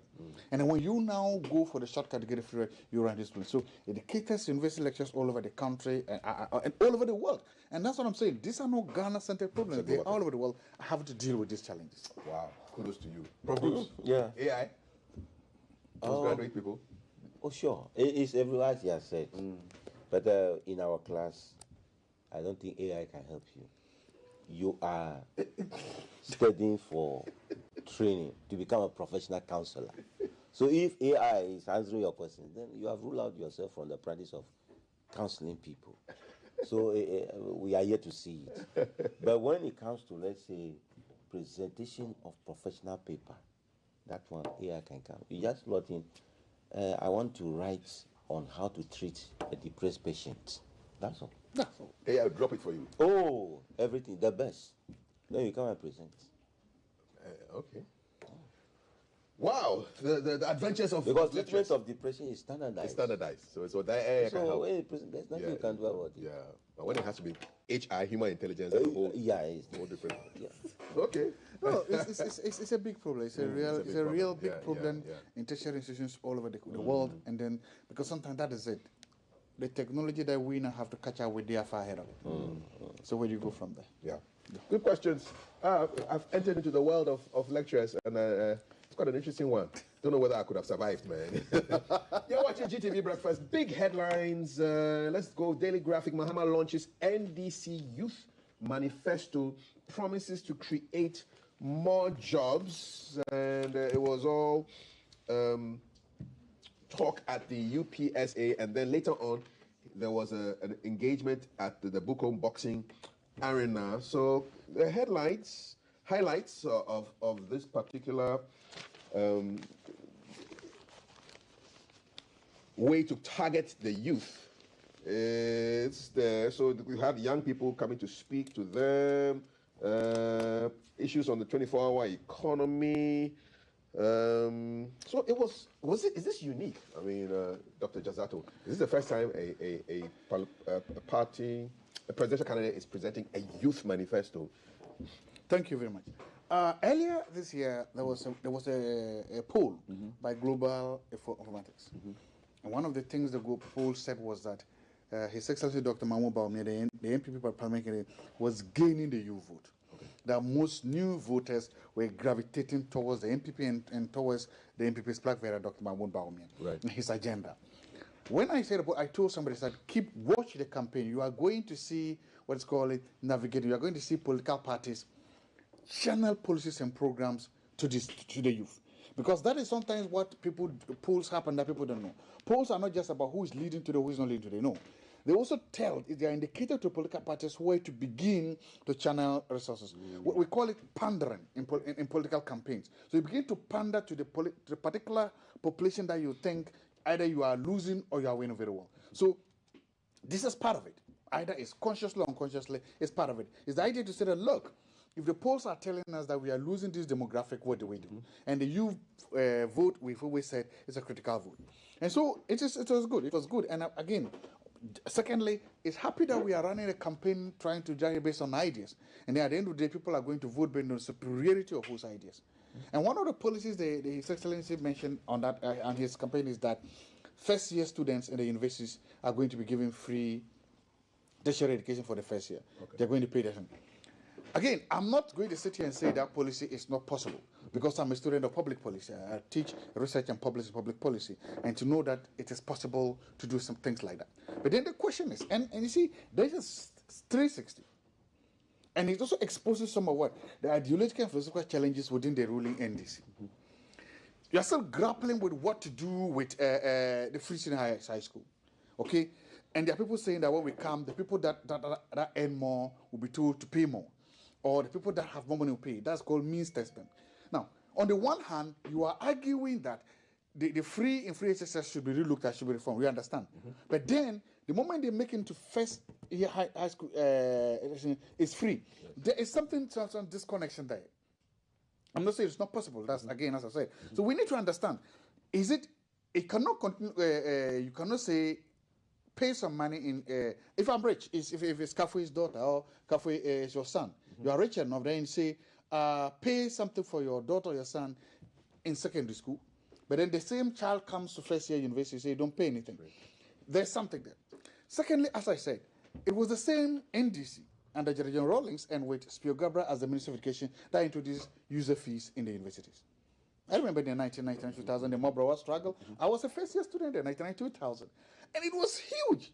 The university was shut down, they beat us, they chased us out of town. We struggled, we fought for the moment, but the same NDC brought this fee paying. So whatever you're seeing now. And then later they brought, what's the name? To ameliorate it.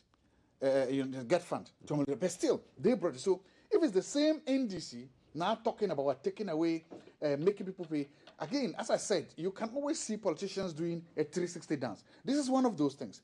So maybe they're coming back to their social democratic bona fides. Maybe they're coming back to the idea that education can still be free. That then talks about how visionary and impactful the free senior high school is. Again, you can on the one hand caution that, and then the other hand, you understand what I'm saying? It's a value chain. So, but I'm happy that we are talking policy. I'm happy that we are talking ideas. I'm happy that the campaign is about something that, so that the Ghanaians, every Ghanaians can then look through this and say, look, this free senior high school, of course it has challenges, of course it has problems. Of course we can make it better. Of course we should invest more money. It's just about money. The only problem with the free senior high school is now about money. Invest more money resources into it. If we have not finished that, and now you're talking about free tertiary education first year, those are issues that the average, for me, any day we are talking policy, any day the average Ghanaian is going to see this, either these inconsistencies in that policy or this challenge in that policy, then it's a day that we are trying to address the real needs of Ghanaians. Thank you so much, Dr. Zato. Prof. Bruce. Yeah. So this is a youth manifesto, something geared towards the young people. Yeah. What's your thoughts on that? Yeah, it's a very good move. Because the youth, they form a very important segment of our society. We depend on the youth for so many things. Even the athletics going on now is strictly youthful. You don't see any adult there participating. You will fall down. The Olympics, eh? You will fall down right now. But it's the youth. They are carrying the flag of Ghana. Somebody has just won bronze medal for us. When it comes to voting, it's the youth. They do the footwork, they go about seeing Yama and do all those things. When it comes to football, look at the way we've been sorting the sons of Abedi Pele, Ayu brothers and all that. We hated Asamoah Gyan because he did not score in South Africa. The youth, we involve them in so many things. And so there must be a concern for their development. So if a political party realizes the potential power of the youth and decides that, look, let's be very serious with you. This is what we have for you. We are rolling out the plan that we have for you. That you are not going to be jobless. You are not going to be idle. This is the policy we have for you so that you can express your talent in a manner that will make you to have self-fulfillment in life than using your time for idle things and all that. If the youth, they have a policy that makes them to be engaged seriously, I don't think they're going to betting.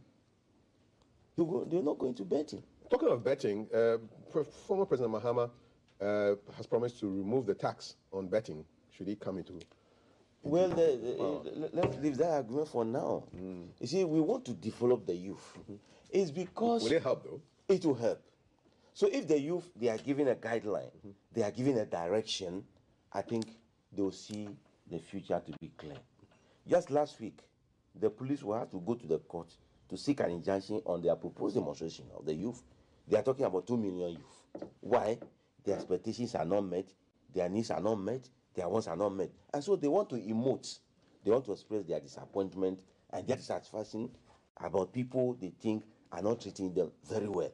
So the youth, if we can sit down and draw a very good plan concerning their future, I think we should applaud whoever is doing that. So if the NDC is taking the lead step in trying to write a manifesto that, look, if we come to power, this is the plan that we have for you as a youth, it is in the right direction. My only prayer is that those things should not be like our theories that we read in our books without finding it difficult to have practical implementation about them.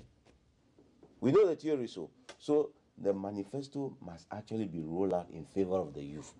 Otherwise, they will just follow up. Even chiefs, when they are riding in their palanquin, it's not the adults who carry them, it's the youth. It's the youth. We involve them in doing so many things. Go to the voter lake now. It's the youth involved in paddling the canoe before the elderly one will go and cast their net to catch tilapia. So I think it is time. All political parties, even if it will become a debate, bring your manifesto. What do you have for the youth? Put it down. Let's discuss it. Who is more prone to the youth than the other? Then we take a decision on which party we shall give the power to rule. So I am glad we are now thinking about the youth so that we take them out of unnecessary temptation and idling so that they become very serious, well-focused, and develop themselves. All right, so that's Prof. Bruce. If I could just chip in on that, yes. on the issue of the gambling taxes. You see, the whole world, if you look at any taxation, there are 3 main items that are taxed literally more than any other item. Alcohol, booze, sorry to our beer. Booze is booze. Booze is cigarettes of all kinds, and gambling. Okay. All over the world. Okay. There's nothing, there are no other products that are taxed more than this. There's a booze, jot, and cha-cha. Exactly. All the good stuff. For some. There's a reason why. All right. Taxation is not just about raising income. Taxation is a policy tool. And the policy tools are often used to achieve specific policy objectives. In this particular case, taxation can be used to either promote the consumption of a good or discontinue or discourage the consumption of a good. So all over the world, the reason why taxes on alcohol, cigarettes, and gambling are so high is to discourage the consumption of this good. Right. In fact, sometimes you find a government in a kind of situation that is weird. On the one hand, in Canada, sometimes you find a government giving tax breaks to tobacco producers. And then on the other hand, you are increasing taxes on tobacco to discourage its consumption. That's the reason why. So when the government of Ghana puts a tax on gambling, it's not merely just to raise funding. It's also to discourage people from gambling. Because we've all seen what gambling has done. There were reports of a chief killing himself because he spent all the money on taxes. There were the number of Ghanaian youth and people that are losing valuable money. People spending school fees on gambling. People spending money meant for healthcare on gambling. It's becoming an epidemic. And the reason is if we do not do anything to curb that, that is going to destroy all these noble and lofty ideas we have with the youth. You are going to give a youth free money to go to university. We understand. He's going to go the second year. He's going to use all the money he has for gambling. And then what happens? He's going to lose. And he's going to fall. And you see it on campus. Look, the number of you people that are gambling, especially on football. You see them on campus, eh? It's serious. I'm telling you, it's a pandemic. I once asked my students in a class, one of these live classes, the biggest challenge facing young men campus, and they mentioned this, gambling and gambling tax. Then you realize that we are still on them. These are young people that we are training and grooming for the future. And if that's what happened, so for me, again... They didn't want the tax. No, they don't want the tax because it's affecting their earnings. But they are not asking the question. You are a student on campus. Your father has given you money to come and spend. Why are you gambling? Why are you using it to gamble? Hoping that you win more. Then you lose. Now you cannot go back to your parents for money. Now you don't have money for food and basic things on campus. You are stranded. And now then that opens you to other vices and other things. So again, I'm not going to say that here it's not possible to repeal that tax. I'm not going to say that because, again, I'm a student of public policy and I believe that it is public policy. But then you begin to then ask yourself, let's ask two things. How then do you address these issues of creating responsible young adults to be able to handle their finances very well if they're all turning to gambling? Because it's a real problem. Look at almost all the gambling centers. Look at almost all the I need to come to the UG and just chat to some of the just chat with them. Please do that, and you will see. So for me, and the thing about gambling is that it disproportionately affects young men than young ladies. Young ladies don't watch. And this football season is beginning on Saturday, so you can just imagine the gambling season is beginning. People are warming up, and it has real consequences. Yeah. And so as we are all pandering to the youth, sometimes the youth becomes like a kid. Do you understand? There are things that you give to your child freely, but you will not give him or her 5-year-old, 6-year-old a gun, a knife, matches. There are certain things that they may want, they cry for, but you will not give them. We need to be able to understand that whatever we are doing, it has real consequences. Because immediately after this, if we push more people into gambling and other things, then it is going to create problems of its own. We also saw what the microfinance industry did to this country. It's a similar thing. It's going to collapse, and then we are going to reap the consequences. I think we discussed this issue at length somewhere last year on gambling. People call in and give a testimony that gambling did not help them. So they will call for stiffer taxes to be placed on gambling. Others also said they built their homes from bank gambling. Yes. When we had that conversation. But they were in the minority. They were in the minority. I think we have to appeal to our presidential candidates that some of these things, they are very sensitive issues. They have the pros and the cons. And I would like to appeal to our presidential candidates that if you have a policy, just consult, let's say, behavior scientists to actually guide you on the probable implications of what you are going to see. Not just... No. This is the point. I get you. Dr. Yato, so I don't know whether this is a trend or a pivot, but the key themes, the number one key theme in the launch of this youth manifesto by President Mahama was digital empowerment. So he's committed to upskilling Ghanaian youth in the digital technologies. He plans to train 1 million young Ghanaians in coding and also wants to invest $3 billion in collaboration with the private sector to foster a technology and fintech industry. Is he trying to take some of the Dr. Bawumia digitalization focus? And then there's even something on free SHS. It says increased access to quality education and affordable healthcare, plans to improve the free SHS program and address overcrowding in schools, proposals to partner with the private sector to build affordable hostels for tertiary students. So the education, which is a big plank in this administration, and then the digitalization, which is a big deal for Dr. Bawumia. Is the NDC playing a smart game to try and get some of that shine? This is the headline of the Daily Statesman. It's royal. It's digitalization. Yeah. So it is digitalization, baby. Digitalization. Okay. It's digitalization, baby. We are not coming back from the digitalization agenda. Look, and I said, it's good. Look, we learn policies. There's something called policy learning. It's the whole thing we learn. And there's policy copy. The best way to show praise to somebody's policy is to copy the policy. So I look, as I said, I'm fine. If you are an MPP person, if you are a Dr. Bawumia campaign, you should be happy. Because the anchor, I told them, look, the Ghana card and the digitalization is a game changer. You cannot debate about it. And I'm happy that we are not debating on that. Because look, the Ghana card and the digitalization agenda gives us a firm foundation to build things on it. That's the thing. Once you have that foundation laid, you can now put on it. Because I don't know what you remember. Tony Blair has suggested that the UK government goes the way of Ghana.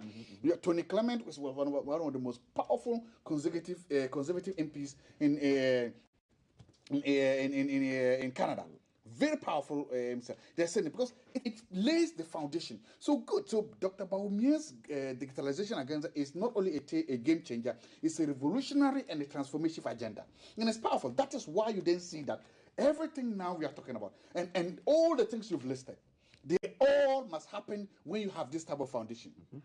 And so I'm not going to say that it is very, very possible to do those things that the NDC presidential is doing, precisely because the foundation has been laid and the foundation is doing. In fact, if you look at the concept of the NDC's 24-hour economy, the fundamental basis of it also is what? Digitalization. Do you understand that?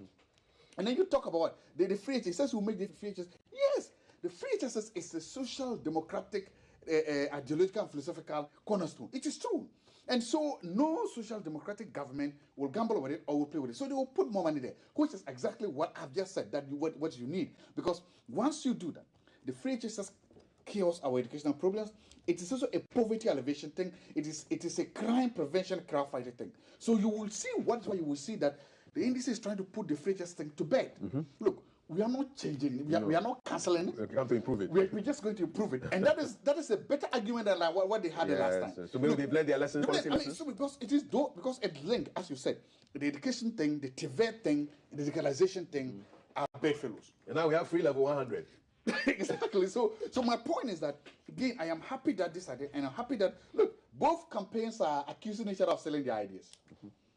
You to train 1 million coders. Both are saying that refer to here. You are going to have that because our problems are similar. But you know what? Now that AI is coming, will coding be necessary? Because now you can put it. I went to ChatGPT on Sunday. I gave it one command, 2 sentences, a whole website came out. Yes. In 2 minutes. It can be necessary. Maybe that's the next pivot. What I'm saying is that at least our problems are similar. Our democracy, for it to survive, it shouldn't just be theoretical or normative. It must be practical and practical. Okay. And this is what is happening. So for me, and that is why you people are saying that in Ghana, why is it that some of the things that are happening are not happening? It's happening because the youth, they are sitting down and they are looking at ideas and they are looking at everybody pandering to them. They are looking at everybody trying to bring a solution to them. If you were a young youth, you cannot go to school, now you have free HSS. If you are you and you're thinking about university education, you now have it. So for me, it is good that the best way to show appreciation is to copy somebody's policy or to lean towards it. We've seen, and we are going to see this cross-sectionally. Look, wait until the NPP releases their manifesto, which is going to be on Sunday. It's going to be a big party, ready. And wait until the NPP also comes out with their manifesto, and you are going to see this cross-fertilization of ideas. And that is so you want to see it in the question because that is why you realize you see the vision in this digitalization program, and that's why you see that nobody can argue against it. The investment that the country as a collective whole, and he says the vice president has laid to lay the digitalization agenda, nobody is arguing about it because it was money and it's money well spent. You know what? Tomorrow, the 14th of August, is actually exactly 16 years that Dr. Bawumia was announced as the running mate to Nana Dankwa Akufo-Addo candidate back then in 2008. Yes. And so the manifesto launch is being programmed around that time. I'm sure he will refer to it on Sunday. Don't call me a prophet. I would. It's true. And you see, a lot has changed him. He's become older. He's getting more gray hair. He has taken a lot of political hits, of which are normal, and he has done things. And I said, look, whether you can be partisan or non-partisan or political, but he has been one of the most impactful vice president candidates in Ghana's history, whether you like it or not. And there are things that you can mention to his name. And of course, some of them he will gladly accept them. Some of them he will demur because, that is what happens when you actually... But he has been one of the most impactful, one of the influential vice presidents we have in the country. And his digitalization agenda is a testament to that. All righty. You're watching GTV Breakfast. My name is Kafui Day. Good news coming out of Kolebu. Some of you skeptics are thinking, can any good news come out of Kolebu? Well, I have good news coming out of Kolebu for you this morning because on page 11 of today's daily graphic, some machines have landed. 1, 2, 3, 4, 5, 6, 7, 8, 9, 10, 11, 12, 13, 14, 15, 16, 17, 18, 19, 20, 21, 22, 23, 24, 25, 26, 27, 28, 29, 30 new dialysis machines have been procured by the Ministry of Health for Kolebu Teaching Hospital. These new machines, which have their own consumables that can last for a year, will be deployed to the new Urology and Nephrology Center of Excellence at the hospital and installed for use before the end of the year. So we will be speaking soon to the head of the Public Relations Office of the hospital, Mustafa Salifu, who will be giving us some more information about this. But and actually, he's on the line right now. Head of Public Relations Office of the Kolebu Teaching Hospital, Mustafa Salifu. Salam alaikum. This must be good news. Are you jumping for joy? We certainly are, my brother. Good morning, good morning. We certainly are jumping for joy, and then this is good for the hospital, it's good for our patients. And, you know, when we had a problem earlier this year that we had to shut down the place because of some challenges, the Minister of Health actually put up a team to look into ways of addressing this challenge to prevent it from recurring. So it was as a result of engagement by this team that led to the ministry deciding to procure additional 30 dialysis machines for us, so that at least we deploy them in the hospital, and then we will not have to suspend services because of sometimes delays in processing the delivery of these consumables. And what is happening with this new one, what is happening with the new consignment is that these are machines that you can actually procure the consumables in open market at competitive prices. What are the consumables for a dialysis machine?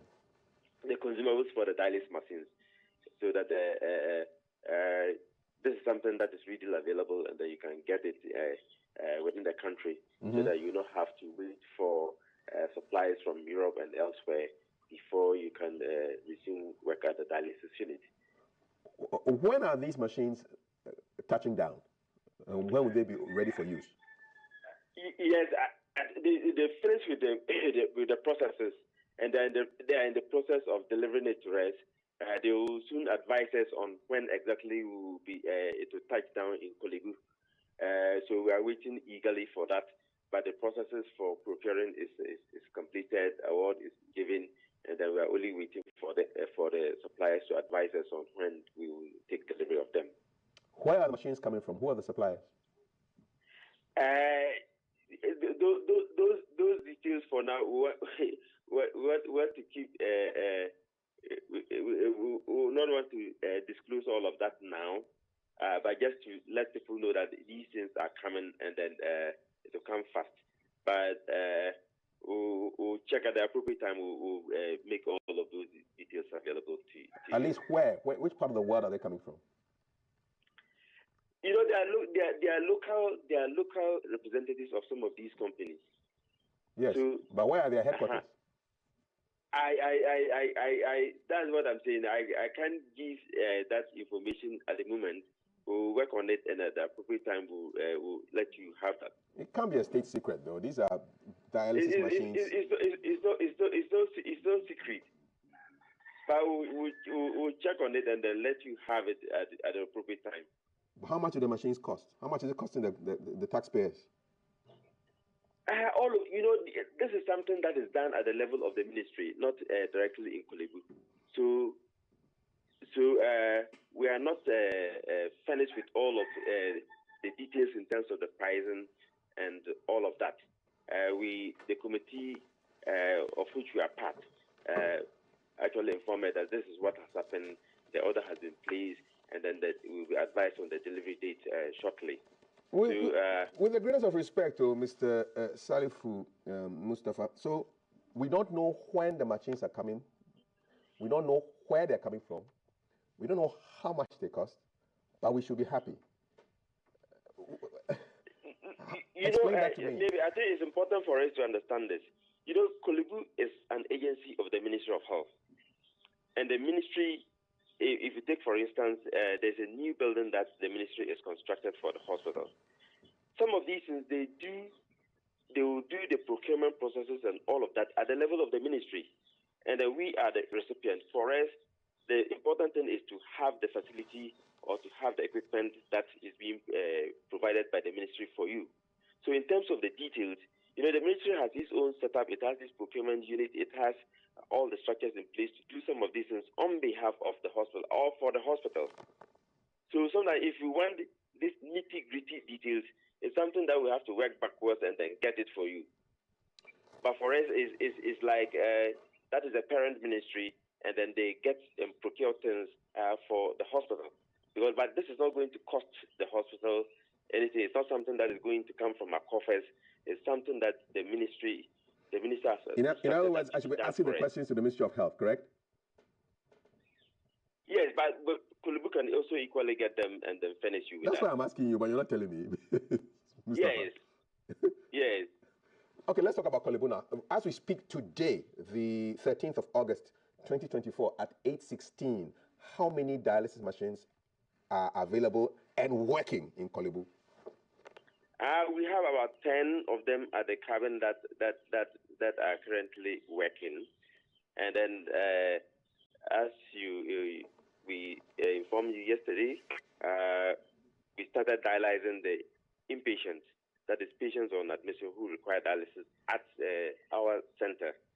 So no patient was taken out yesterday among the inpatients. Is the external, that is the OPD patients who come to dialyze and go back home. They are those that we are preparing to get once the consumables are delivered in large quantities, which will happen today. We'll prepare and then roll that out for them tomorrow. So how many there's a scheduling. Okay, go ahead. Okay. No, go ahead. We have a schedule for dealing with that. When there's a gap created like this, we'll come back. The team will work out and then make sure that everybody gets served. They assess them. They do their investigations and come. And depending on what we are seeing from the investigations, the schedule is done so that those who need the services immediately will be served first, and then in that order. Okay, so you have 10 machines. On average, how many people can a machine take care of in a day? In a day, if you take an average patient is on the machine for about 4 hours.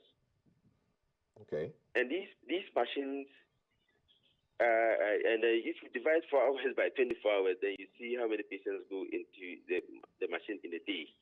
Do the machines work 24/7? I mean, at 1 a.m., will the machine be on? Someone to be on the it? machine is on at 1 a.m. Mm-hmm. The machine is on at 1 a.m. People come in the dead of night to have their dialysis done for them. Mm. What's the cost these days? Yeah, emergency. What's the cost these days of renal dialysis per session? It's 491 Ghana cedis. Okay. And people are having how many sessions on average a week? The recommended session is three sessions per week. Mm. But depending on the state of the patient, then sometimes, and also depending on the practice of the patient, it's really not easy for the average person to cough up 491 3 times a week. It's a lot of money. It's a lot of money. Is this cost on the national health insurance? To the end of the month. To the end of the year. Yeah, it's till the end of the year. Mm. It's good to know that. It's good to know that Kolibu charges 491, which is the cheapest you can get anywhere. I mean, this is what the Renal Patient Association of Ghana's president, Bafo Kojo Ahenkra, is saying. So at least it's expensive, but I think Kolibu and the other government hospitals. Hospitals, yes. Okay. So what do people need to know beyond the fact that these machines will be coming here at some indeterminate point of time this year? What else should people know? What will change with this particular news as we speak today? Is anything going to change? Yes. Ideally, if you have limited number of machines, then you have to. You don't give space for the machines to also rest. Mm-hmm.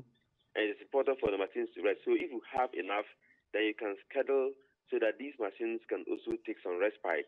And more importantly, sometimes you schedule patients and then they have to come and then be on the machines, especially throughout the night. Mm-hmm. So if you have sufficient machines, then it also means that you can do the dialysis for your patients during daytime so that people will not have to be moving in the dead of night with their relatives to come to the Kolebu for dialysis. So I think that is one of the things. And the thing is that it's not when you have a patient who is dialyzing, the toll is not just on the patient, but the carers as well, the relatives who have to accompany these patients every now and then. If they have to come for dialysis, they have to drive them through. I have a friend who is also a staff of the hospital. Sometimes when the relative is coming for dialysis, she herself will have to also drive through the night to come and then have this dialysis. So if you have sufficient machines around, it means we can do it in good time, we can do it during the day, so that in the evening, with the exceptions of emergencies, then we can do it during the day so that the machines can rest, and then people will not have to be moving in the night to come for dialysis. Awesome. I don't know whether my panelists have any questions to ask you. Dr. Zato is here from Political Science Department, University of Ghana. A quick question for him. It's just from the governance perspective. You know, this is a very good story. Everybody's going to cheer. But the questions you ask are mundane and germane, and we expect to have those answers. The problem is that when you don't have those answers, people then begin to read so many innuendos and things into what you are saying. You understand what I'm saying? If you are issuing a major press statement to announce this very good news, you should know, you should expect that this will question, how much, from where, when? Those are very, very simple questions that you need to, because the more you don't pull them, then people begin to speculate, okay, what is happening? And you know, in Ghana, the easiest I'm going to say is kululu, is corruption. And by the time you even deliver this, then the good news you intended to submit, the good thing you need to do has been marred by all these things. And later you're going to bring information, it may either be too small or too late. So again, probably not just for this, but in this current dispensation we have, whatever you are doing, whatever you are communicating, you should have better and fuller answers for the people. And this is so simple, like you just asked. Where are they coming from? How much is one? Because the moment you tell us, somebody can easily Google to see how much does a dialysis machine cost. When should we expect them? If you don't have these basic answers, they don't give us this information. Because you expect that we should just be happy with the announcement itself. But no, because there's a lot more to happen. So for me, we've seen this, and sometimes this is how before, like government agencies and institutions keep scoring on goals or keep, causing harm to themselves. The good news immediately comes mad, and by tomorrow you're going to see probably a headline or something like this, and there we go. So should we have done our job better? The idea that they were procured by the ministry and they're only being said, it doesn't change anything. We still want to know how much. We still know who is giving them to you, and if I think that Kolebu should have been was part of what the procurement, because they're coming to you. It's not as if you just and they just deliver a box. And we know the cost of dialysis. In the market. So why? How about the machines? So what is secret about what you have done? Exactly. So when you don't do that, before you realize, we have a good message and a messenger. The message is good, but the messengers are messing it up. And before you realize, that becomes the headline. And everything else will go. Professor, you have any questions for Mr. Salifu? Oh, no, I just want to we are dealing with psychological beings. If you give them high hopes, now the machines are in. Because I'm sure the renal patients are thinking, wow, the machines are in. And you say no. And you don't know what they are yet to arrive. Oh, no. You see, raising the temperature and pouring cold water on it at the same time, you have damaged the patient's hope than anything. So please, let the machines come. Before we you announce it. Told them.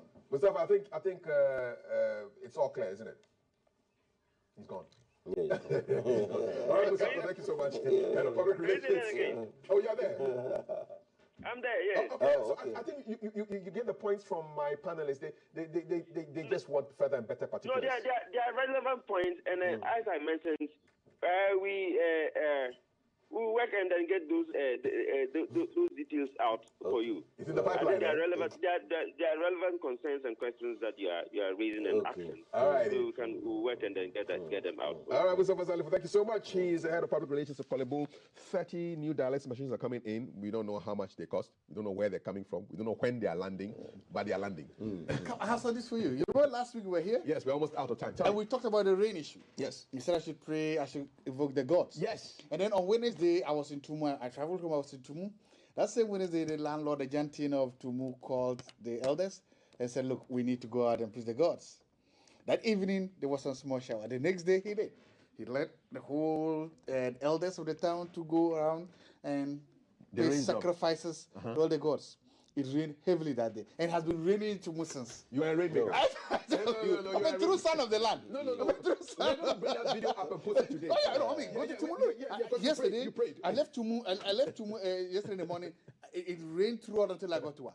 So no. So I mean, all I'm saying, I'm not saying that I'm a rain man. I'm just saying that I'm a true son of the land. And then when we go and we pay supplications to the gods of Tumu, it happens. It happens. You are a rainmaker for me, Professor Bruce. Thank you so much. Yeah. Are you also a rainmaker? Oh, no. But he prayed for the rain because he likes the cycle. Yeah. I congratulate him that his prayer has been answered. Yeah, has been answered. And our plan is But I just have something small for before we go. Our SDA brothers and sisters. SDA, yes. To the ones who don't want to vote. vote. Dr. Siribukoku said that Yes. they are not going to have special vote. They should read the Gospel of Luke chapter 13 from verse 10 to verse 17. Jesus went to the synagogue and saw a woman who was bent down for 18 years. I was moved with pity towards this one. I said, how can you be bent down for these 18 good years? Daughter of Abraham, rise up and be straightened up. That was a Sabbath day. The ruler of the synagogue became annoyed. Jesus, why did you do that? You should have allowed this woman to go home with the condition, and then the next day, which is not a Sabbath, then you heal. And Jesus said he's a hypocrite, because if he has a sheep or goat that fell into a well, he will not allow the sheep to remain in the well. He will deliver it the same way that woman deserves to be healed. Ghana has been down for 8 years now. Raskimuno says we are under pressure. Everybody is under pressure. If it is John Mahama who brings the change, Ghana must rise up and be straightened up. If it is Dr. Baumia who brings the change, the SDA people, they must go and vote. Jesus Christ said, Sabbath is made for man, not man for Sabbath. They have no business saying, because of Sabbath, they are not going to vote. No, please. Jesus did not support that. They must go out and vote. On that note, I'm going to end with that, so that nobody says that Prof. Bruce was just paraphrasing. Please, this is the verse he quoted. Luke is very short. Luke 13, 10 to 17. Jesus heals a crippled woman on the Sabbath. On the Sabbath, Jesus was teaching in one of the synagogues, and a woman was there who had been crippled by a spirit for 18 years. She was bent over and could not straighten up at all. When Jesus saw her, he called her forward and said to her, "Woman, you are set free from your infirmity." Then he put his hands on her, and immediately she straightened up and praised God. Indignant because Jesus had healed on the Sabbath, the synagogue leader said to the people, "There are 6 days for work, so come and be healed on those days, not on the Sabbath." The Lord answered him, "You hypocrites! Doesn't each of you on the Sabbath untie your ox or donkey from the stall and lead it out to give it water? Then should not this woman, a daughter of Abraham, whom Satan has kept bound for 18 long years, be set free on the Sabbath day from what bound her?" When he said this, all his opponents were humiliated, but the people were delighted with all the wonderful things he was doing. Here ends the reading. Thanks be to God. Hallelujah. Amen. Hallelujah. Headlines. Amen. Yes, sir. Coming up, something exciting for you. Don't go anywhere. This is GTV Breakfast.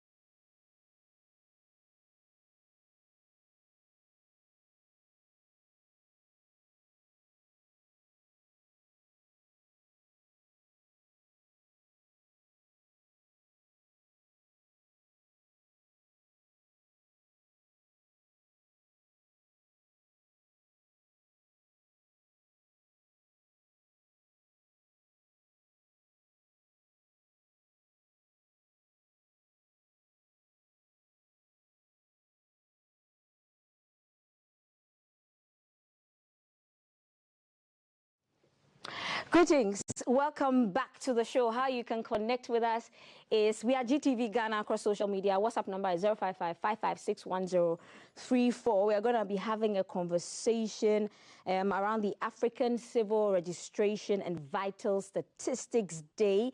This conversation, we're going to have it with the head of projects, and he's in studio with us. His name is Mr. Emmanuel Norte Botre. And so we're going to be celebrating the 7th African CRVS Day. And so basically, he's going to be telling us what CRVS is about and what to expect for the celebration. Welcome, Mr. Botre. Thank you. Okay, so first, what is CRVS? It is the Civil Registration and Vital Statistics. Yes. So, what is it generally? Thank you very much for having us in your studio. CRVS is a very important topic, but most of the time the understanding of CRVS systems are very poor when it comes to the country. There is something we call vital events, and vital events are events that are likely to occur when you put a group of people together in a given settlement. So vital events like a birth, a vital event like a death, a vital event like marriages, a vital event like divorces, a vital event like separation, legitimization, annulment. All these forms vital events, and the recordings of these events, which are backed by law, is what we call civil registration. So the process of civil registration is a compulsory, mandated, continuous, permanent recordings of these events, which are backed by law. And that forms the ecosystem for the civil registration and the vital statistics system.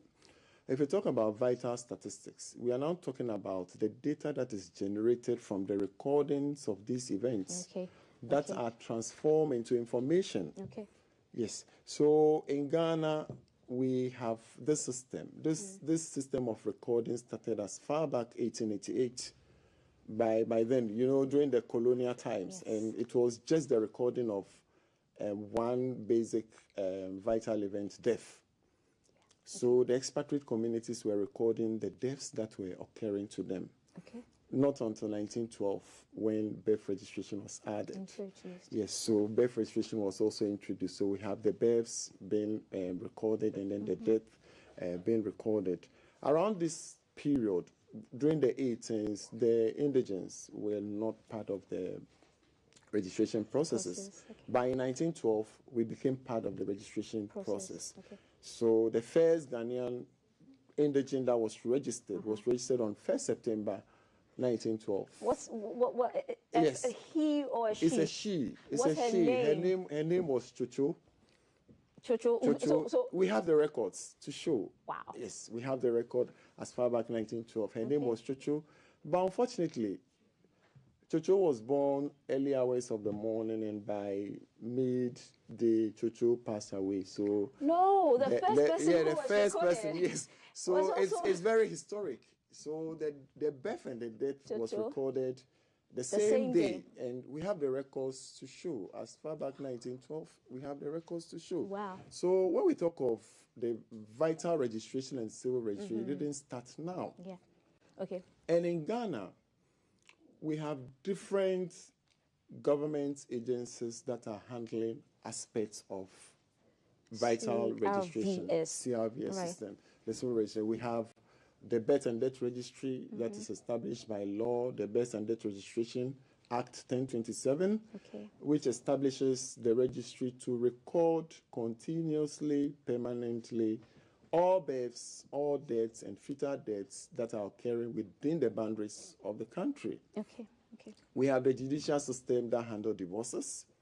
So in terms of divorces, registration, and divorce proceedings, we have the judicial system that handles divorces, and we have the Registrar General's Department that handle marriages. They have the marriage, In other jurisdictions, you find the births, deaths, and marriages together as one institution. But over here, we have different legislative instruments that have set up these agencies. So all together, we form the Civil Registration and Vital Statistics ecosystem. Okay. And the way it operates is all the institutions that I have described we are a data collection agency. And we have a national repository that we drop this data that we collect, which is the Ghana Statistical Basket. Okay. So we collect, we register continuously, permanently, issue certificates to these events, and at the end of the day, the data that we collect, what the law says is we drop them into the National Statistics Basket. Because it is only the government statistician that is mandated by law to publish vital statistics on events that have occurred in the country. So it's a big ecosystem that we work with. So in a summary, this is the civil registration and vital statistics system that we have. Okay. And in Africa, on the continent of Africa, registrations of these events have not really attained a universal coverage on the continent of Africa. And under the United Nations Economic Commission for Africa, there is this conference for ministers in charge of civil registration in Africa who assembled on yearly basis to think through how civil registration and vital statistics can be improved on the continent of Africa. And that led to the development of the Africa Program on Accelerated Improvement for CRVS and Vital Statistics. It sounds so big, but what it simply means is how do we improve registration of births? How do we ensure that every birth that occurs, it's reported timely and captured timely, and the data is timely? How do we ensure that every death that occurs within the country, we record them timely, the data is available timely? How do we ensure that people are not even aware they need to register their marriages unless they are going through the ordinance marriage, that you legally have to go through a process to get a license to the legal system? Yes, through the legal system. But we have a system that registers traditional marriages. How many of us are aware? After my traditional marriage, I need to document it. You have to document your traditional marriage. Yes, and get a certificate. There is a process. Mr. Boche, can you walk us through this process? Thanks for this education. I'm sure a lot of people did not know this. What's the process like? So, yeah, it's simple. It's just like you do your ordinance registration. You go into the marriage registry and inform them you want to register your traditional marriage. Great. And they have the forms and things you go to. At the end of the day, you have a certificate to prove that you are legally married together. And that is it. Yes, so we do all these things. We record them. And the timely data that we collect, if it is transformed into information on a timely and continuous and permanent manner, then it becomes an information for socioeconomic planning and development of a nation, and that builds a nation. Can you imagine a country where by a click of a button you can know everybody who is divorced? Are we as a country, are we going to get there soon? We will. Where I just go online and I can find everyone. It's a gradual process. We are building a system gradually, and we are gradually getting there. There is a lot of work to be done, but there's a lot of work that has been done as well. For instance, the statistical system is looking at improving the statistics, the quality of data. That we have like proper information. Yes, that we have proper information through the harmonizing and improving statistics for West Africa, which has been championed by the government statistician. And all the actors within the CRVS agencies are beneficiary of that project. It is looking at building the statistical system, ensuring that we have quality, timely, reliable data that will be translated into information for other purposes. And Birth and Death Registry, we are a beneficiary of that project. And under that project, there are quite a number of interventions that can you share some? We have been, we got some mobile registration vans that will enable us reach out to children in hard to reach areas to capture them timely. We have been able to publish. How's that going? Yes, it's going well. Okay. I mean, so far so good. Okay. Although with a bit of bottlenecks here and there, but so far so good. That's great. Through that project, we've been able to, for the first time, publish the registered events. In the year 2000, we've been able to publish our statistical reports. I mean, there are a number of information. It's available online for everyone to access and all that. And then there was another initiative that was also looking at service delivery improvement, which was an initiative through the Office of the Senior Presidential Advisor called the Public Sector Reform for Results Project. That project is also aiming at how do we improve service delivery to ensure that services are at the doorstep of the citizens. In that way, we ensure that these events are captured timely and rare. And another project, we've also benefited a lot. The project ended in June, but we had a number of activity. We had 120 motorbikes that resourced the district registrars to also be able to have some scheduled visits to the communities. We received some 10 pickups. And through that project, we were able to upgrade our website. And what's the website? Yes. What's it? bdr.gov.gh. www.r.gov.gh. All right. We were running silo systems in terms of digitization. We were running silo system. Therefore, sometimes you have multiple registration here and there. Through this project, we've been able to harmonize our databases into one national data repository that is doing all the operations that we do.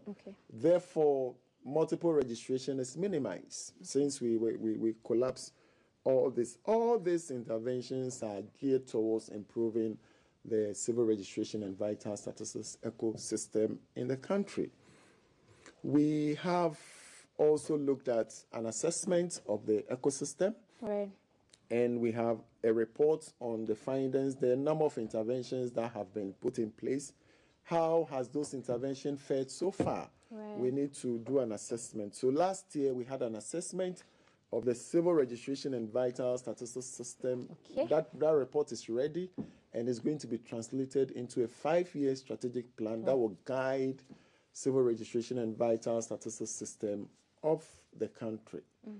Yes. So further to that, in collecting data, there are a number of institutions that we also collaborate with. One of our key institutions is the Ghana Health Service. You know, Ghana Health Service serves as notification on deliveries, on births, on deaths. Yeah, so events like a birth that occur in a health facility, we get the notification from the Ghana Health Service. Currently, we have been able to go further to improve the maternal and child health record book, where we have inserted a notification form because we want to ensure that we don't miss out on children. The Registration of Births and Deaths Act 1027 make it free registration for children age 0 to 12 months. So we are doing all this to make sure that we don't miss out on the children, because, you know, it's the fundamental legal identity of every child. And that establishes the identity of the child, the right to parentage, right to a nationality, and right to belong to a family and a nation. Yes. So we are doing all these interventions. And then for deaths, which is still of a bit of bottleneck, we still receive notification from Ghana Health Service in the form of a medical certificate of cause of death that is issued to bereaved families when they lose their loved ones. And based on that, we issue burial permits, we issue death certificate, so that family members could get burial grounds and the rest to register. Where we have challenges is where the event occurs outside the health facility. That becomes a corona case. The event for deaths. For instance, in the case of a road accident? Yes. In the case of a road accident, then we have the police that will come in. The police will come in, they will pick the body. So through that process, the coroner will come in, and once they identify, a coroner's report will be issued. The cause of death will be ascertained. The immediate cause of death may be the road accident. The underlying cause will be the road accident, but that will lead to something that will kill the person. Yeah. Yes. Right. That will lead to something that will kill the person. Right. So we basically use the underlying cause for registration, because once the underlying cause, there's an intervention there, then what caused the immediate death will not happen. So that is how it works. And most of the times when events occur like that at home, family, the public, once you mention, you have to report to the police. Then, yes. So we are working around to see how we can bridge the gap, and we have strong collaborations with the police. And we are developing strategies on how we can bridge the gap, how the data can feed into the civil register seamlessly. Without even the family involvement, how we can get the notification on such events when they occur, and seamlessly we can have them recorded into the civil register. Okay. Mr. Botwe, can you walk us through, so what happens during that period? What is the family supposed to do? Does the family leave everything to the authorities, to the police, to the health facility? What happens when there's a death at home? What's the process like? Just run us through, please. Okay, good. So when a death occurred in the home, before you move the body to any morgue, you have to report to the police. The police will come and help move the body to the morgue. When the body gets to the morgue, the police would approach the coroner. The coroner is the district magistrate where the event occurred. And the coroner will issue an inquest into the event. The police, an investigator will be appointed who will lead the family through the process. And the inquest may mean that a postmortem will have to be conducted. Once that is done, the report goes back to the coroner, and it is certified by a signature or a stamp by the coroner. And that becomes the cause of death certificate for that event. Once that is done, it is given to the family. The family will now have to approach the birth and death registry within the district the event occurred. And based on that, we will do the registration by completing death registration form 6. Two things. We'll do two things. If the body will be buried within the same district the event occurred, we would issue you with a burial permit. The burial permit would allow you approach the district assembly to request for a grave space. So you get your burial permit. You now go to the district assembly to request for a grave space based on the burial permit. And now you allocated a grave space. You go through their system, allocated a grave space, and you are free to go and bury. If you are going to be buried outside the district of occurrence, then we would issue you with a death certificate. The death certificate would now serve as a way bill for you to move the body from one. It's like you are exporting the body from one jurisdiction to the other. So we give you a death certificate, and you can now move the body from District A to District B. On arrival at District B, you will now report to the birth and death registry in District B with your death certificate. We will take that from you and now give you a burial permit. That would now allow you to get your grave space, and you can now go and bury. But we've had a lot of challenges because we have a lot of uncontrolled burial grounds. Uncontrolled burial grounds. Not all our burial grounds are controlled. Wow. Yes. The burial grounds that are controlled, you find them in the big cities, Accra, Kumasi. Go to the districts. There are a lot of burial grounds that are owned by families. There are a lot of burial grounds that are owned by individuals. And they do bury without going through all this, the processes and all that. But thankfully, the new law has created an avenue for the district assemblies to build cemetery registers.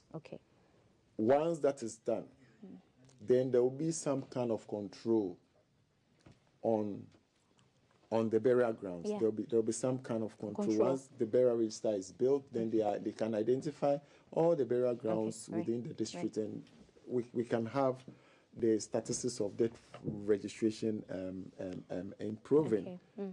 Improving. Mr. Botwe, we are running out of time for our next conversation, but please promise us there will be part 2 because we need to know more about the CRVS. Sure. Okay, are there any activities or events lined up to celebrate the 7th anniversary? Yes, so for this year, we are a few projects, a few programs that we've lined up. Right. And we are just ensuring that we are leaving nobody out. Everyone count from your first cry to bidding farewell.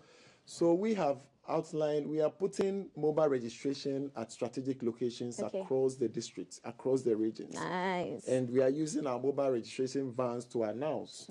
Mothers who have their children aged 0 to 12 should come out. And we are announcing our location across. We are having series of engagements like we are doing this morning. Yes. And then basically we want to focus. But there is one good news for Ghana. You know, at the United Nations Economic for Africa, there's an advisory board that was constituted that comprises of a number of countries in Africa: Egypt, Ghana, Kenya, Rwanda, Senegal, Zambia, Zimbabwe, to look at the CRVS system for Africa in itself. And thankfully, Ghana was the chair. Yes. Meaning that we are doing so much that the other African countries are looking at the digitalization agenda in the country, how we've integrated with the health service and the National Identification Authority, etc. So I promise you we need to come back for part 2, Mr. break down the ever break ready. It down for the public to really understand what's happening. That question. Thank you so much for sharing our table with us this morning. We've been having a conversation on CRVS, and we've had this conversation with Head of Projects, Mr. Emmanuel Norte Botwe. We are taking a break. When we return, the NDC's take with Sami Jainfi is a conversation to look forward to. See you after this break.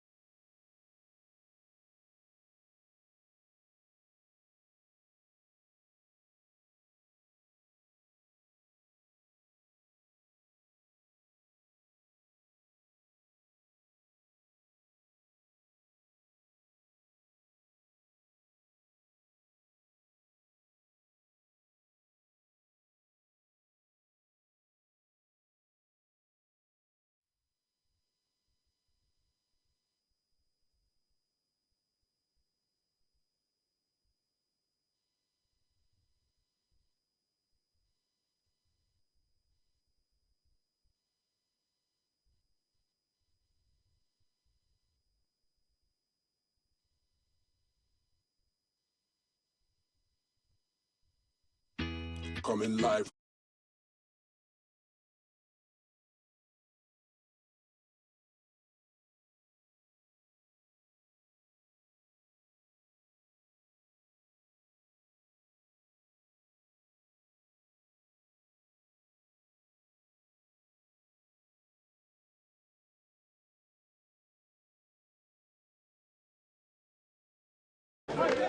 The event attracted the full spectrum of NDC's leadership, students, and youth from across the country, as well as other dignitaries.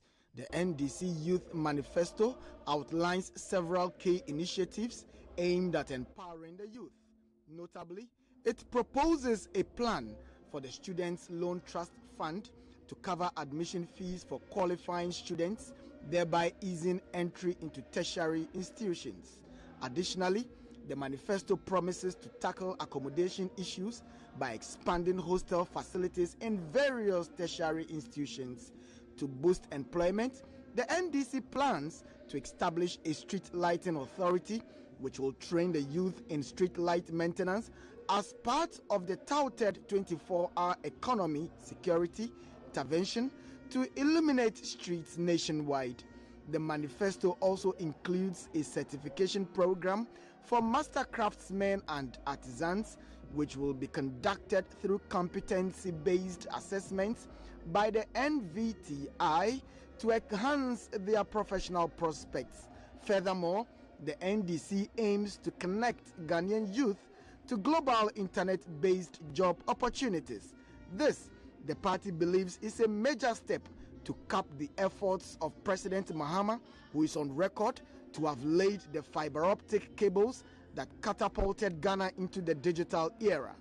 Other components of the manifesto include skill training programs and support for young female graduates and entrepreneurs through the establishment of a National Women's Bank. The National Youth Organizer, Mr. George Opareado, highlighted these initiatives during the launch. About 2 weeks ago, the Ghana Statistical Services indicated that 1.4 million youth are without jobs. The unemployment rate for young people stands at 21.7%. Millions of Ghanaians wake up every day not knowing where to go, what work to do, or where their next meal will be coming from.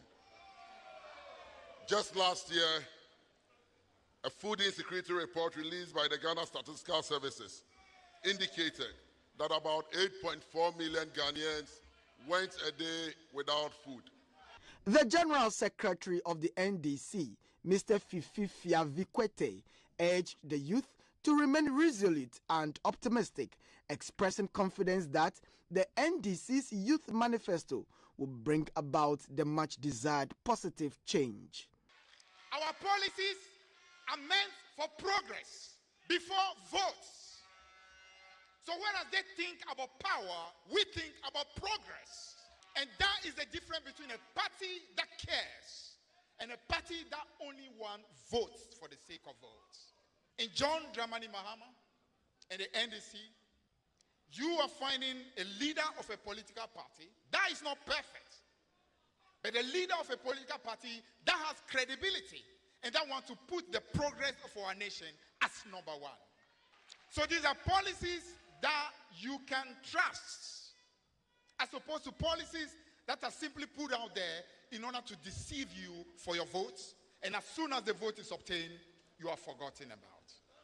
Mr. Kwete also called on Ghanaians, especially the youth, to vote overwhelmingly for the NDC. Welcome back to our studios. It's still Breakfast Live on GTV. We are hitting the campaign trail hot, and the NDC has been crisscrossing the country. This is GBC's Ghana Wins platform on GTV Breakfast.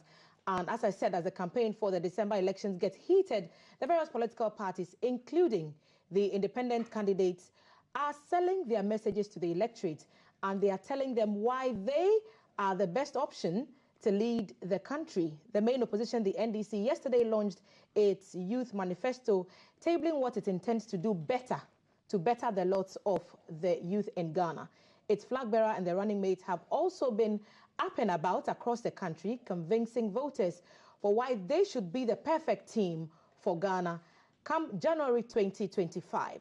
Last week, the OSP made an announcement concerning the Airbus scandal, and a lot has been said about the matter. This morning, we are privileged to be joined by the National Communications Officer of the NDC, Mr. Sammy Jemfi Esquire. Sammy, good morning. Thank you for making the time. Thanks for having me. Let's get straight to it. The pledge is what you're calling the Youth Manifesto. Why a Youth Manifesto separate from the main manifesto? Is it not the same promises that all Ghanaians want to hear?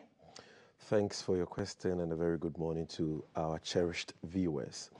The reason why it was important for us to launch this Youth Manifesto, even though the entire party will be launching its manifesto for the 2024 election, is because we believe that the youth are special.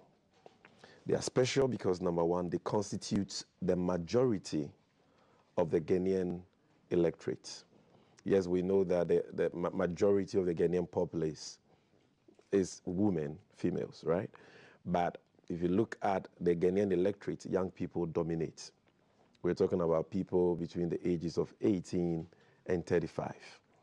And so any political party serious about the development of this country must prioritize the needs of young people. It must be a topmost priority, the topmost priority of any political party that is serious about transforming Ghana. And so that is why John Mahama said, look, over the years, we always launch the party's manifesto as one composite document.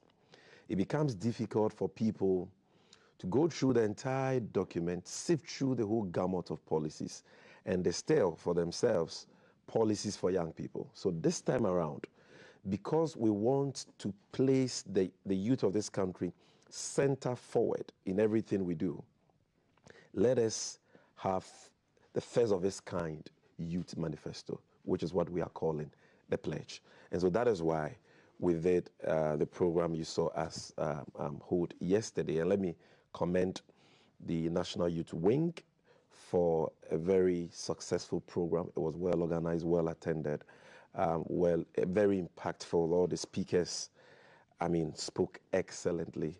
And I'm sure that anyone who watched the show or even the excerpts from the show will agree with me that indeed it was a historic and an impactful program. Two things that stood out for me watching yesterday's program. The policies seem driven by one, job creation and educating the youth. One of the things that you're proposing is to use digital platforms and technology to create opportunities for some 10,000 youth. Are you not stealing a copy, a page from your opponent's master book? Well, first of all, the objective for the youth is not employment and education. I want to make it one. It is jobs, jobs, and jobs. Okay. So all the policies you heard or saw us talk about are geared towards achieving one thing: jobs. Because the biggest problem confronting young people in Ghana today is a problem of high unemployment. Yes, that problem is not a new phenomenon. I will be remiss or dishonest to say that it's a new phenomenon. It's a problem that has been with us for a long time.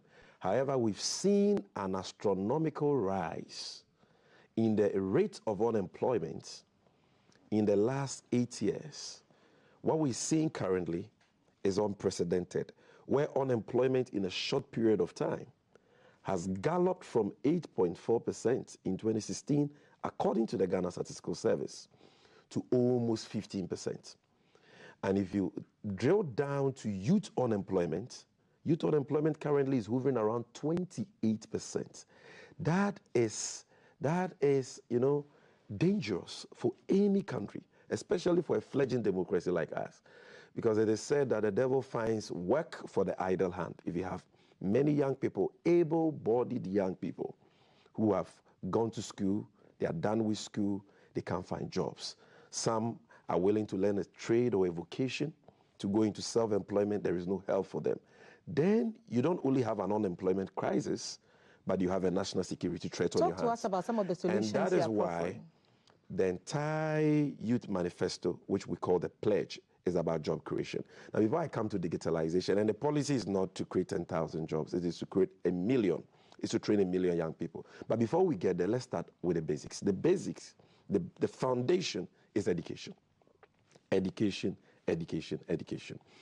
And so we started with secondary education. We'll talk about basic education when we launch the full manifesto. But because we're dealing with young people, let me start with secondary education.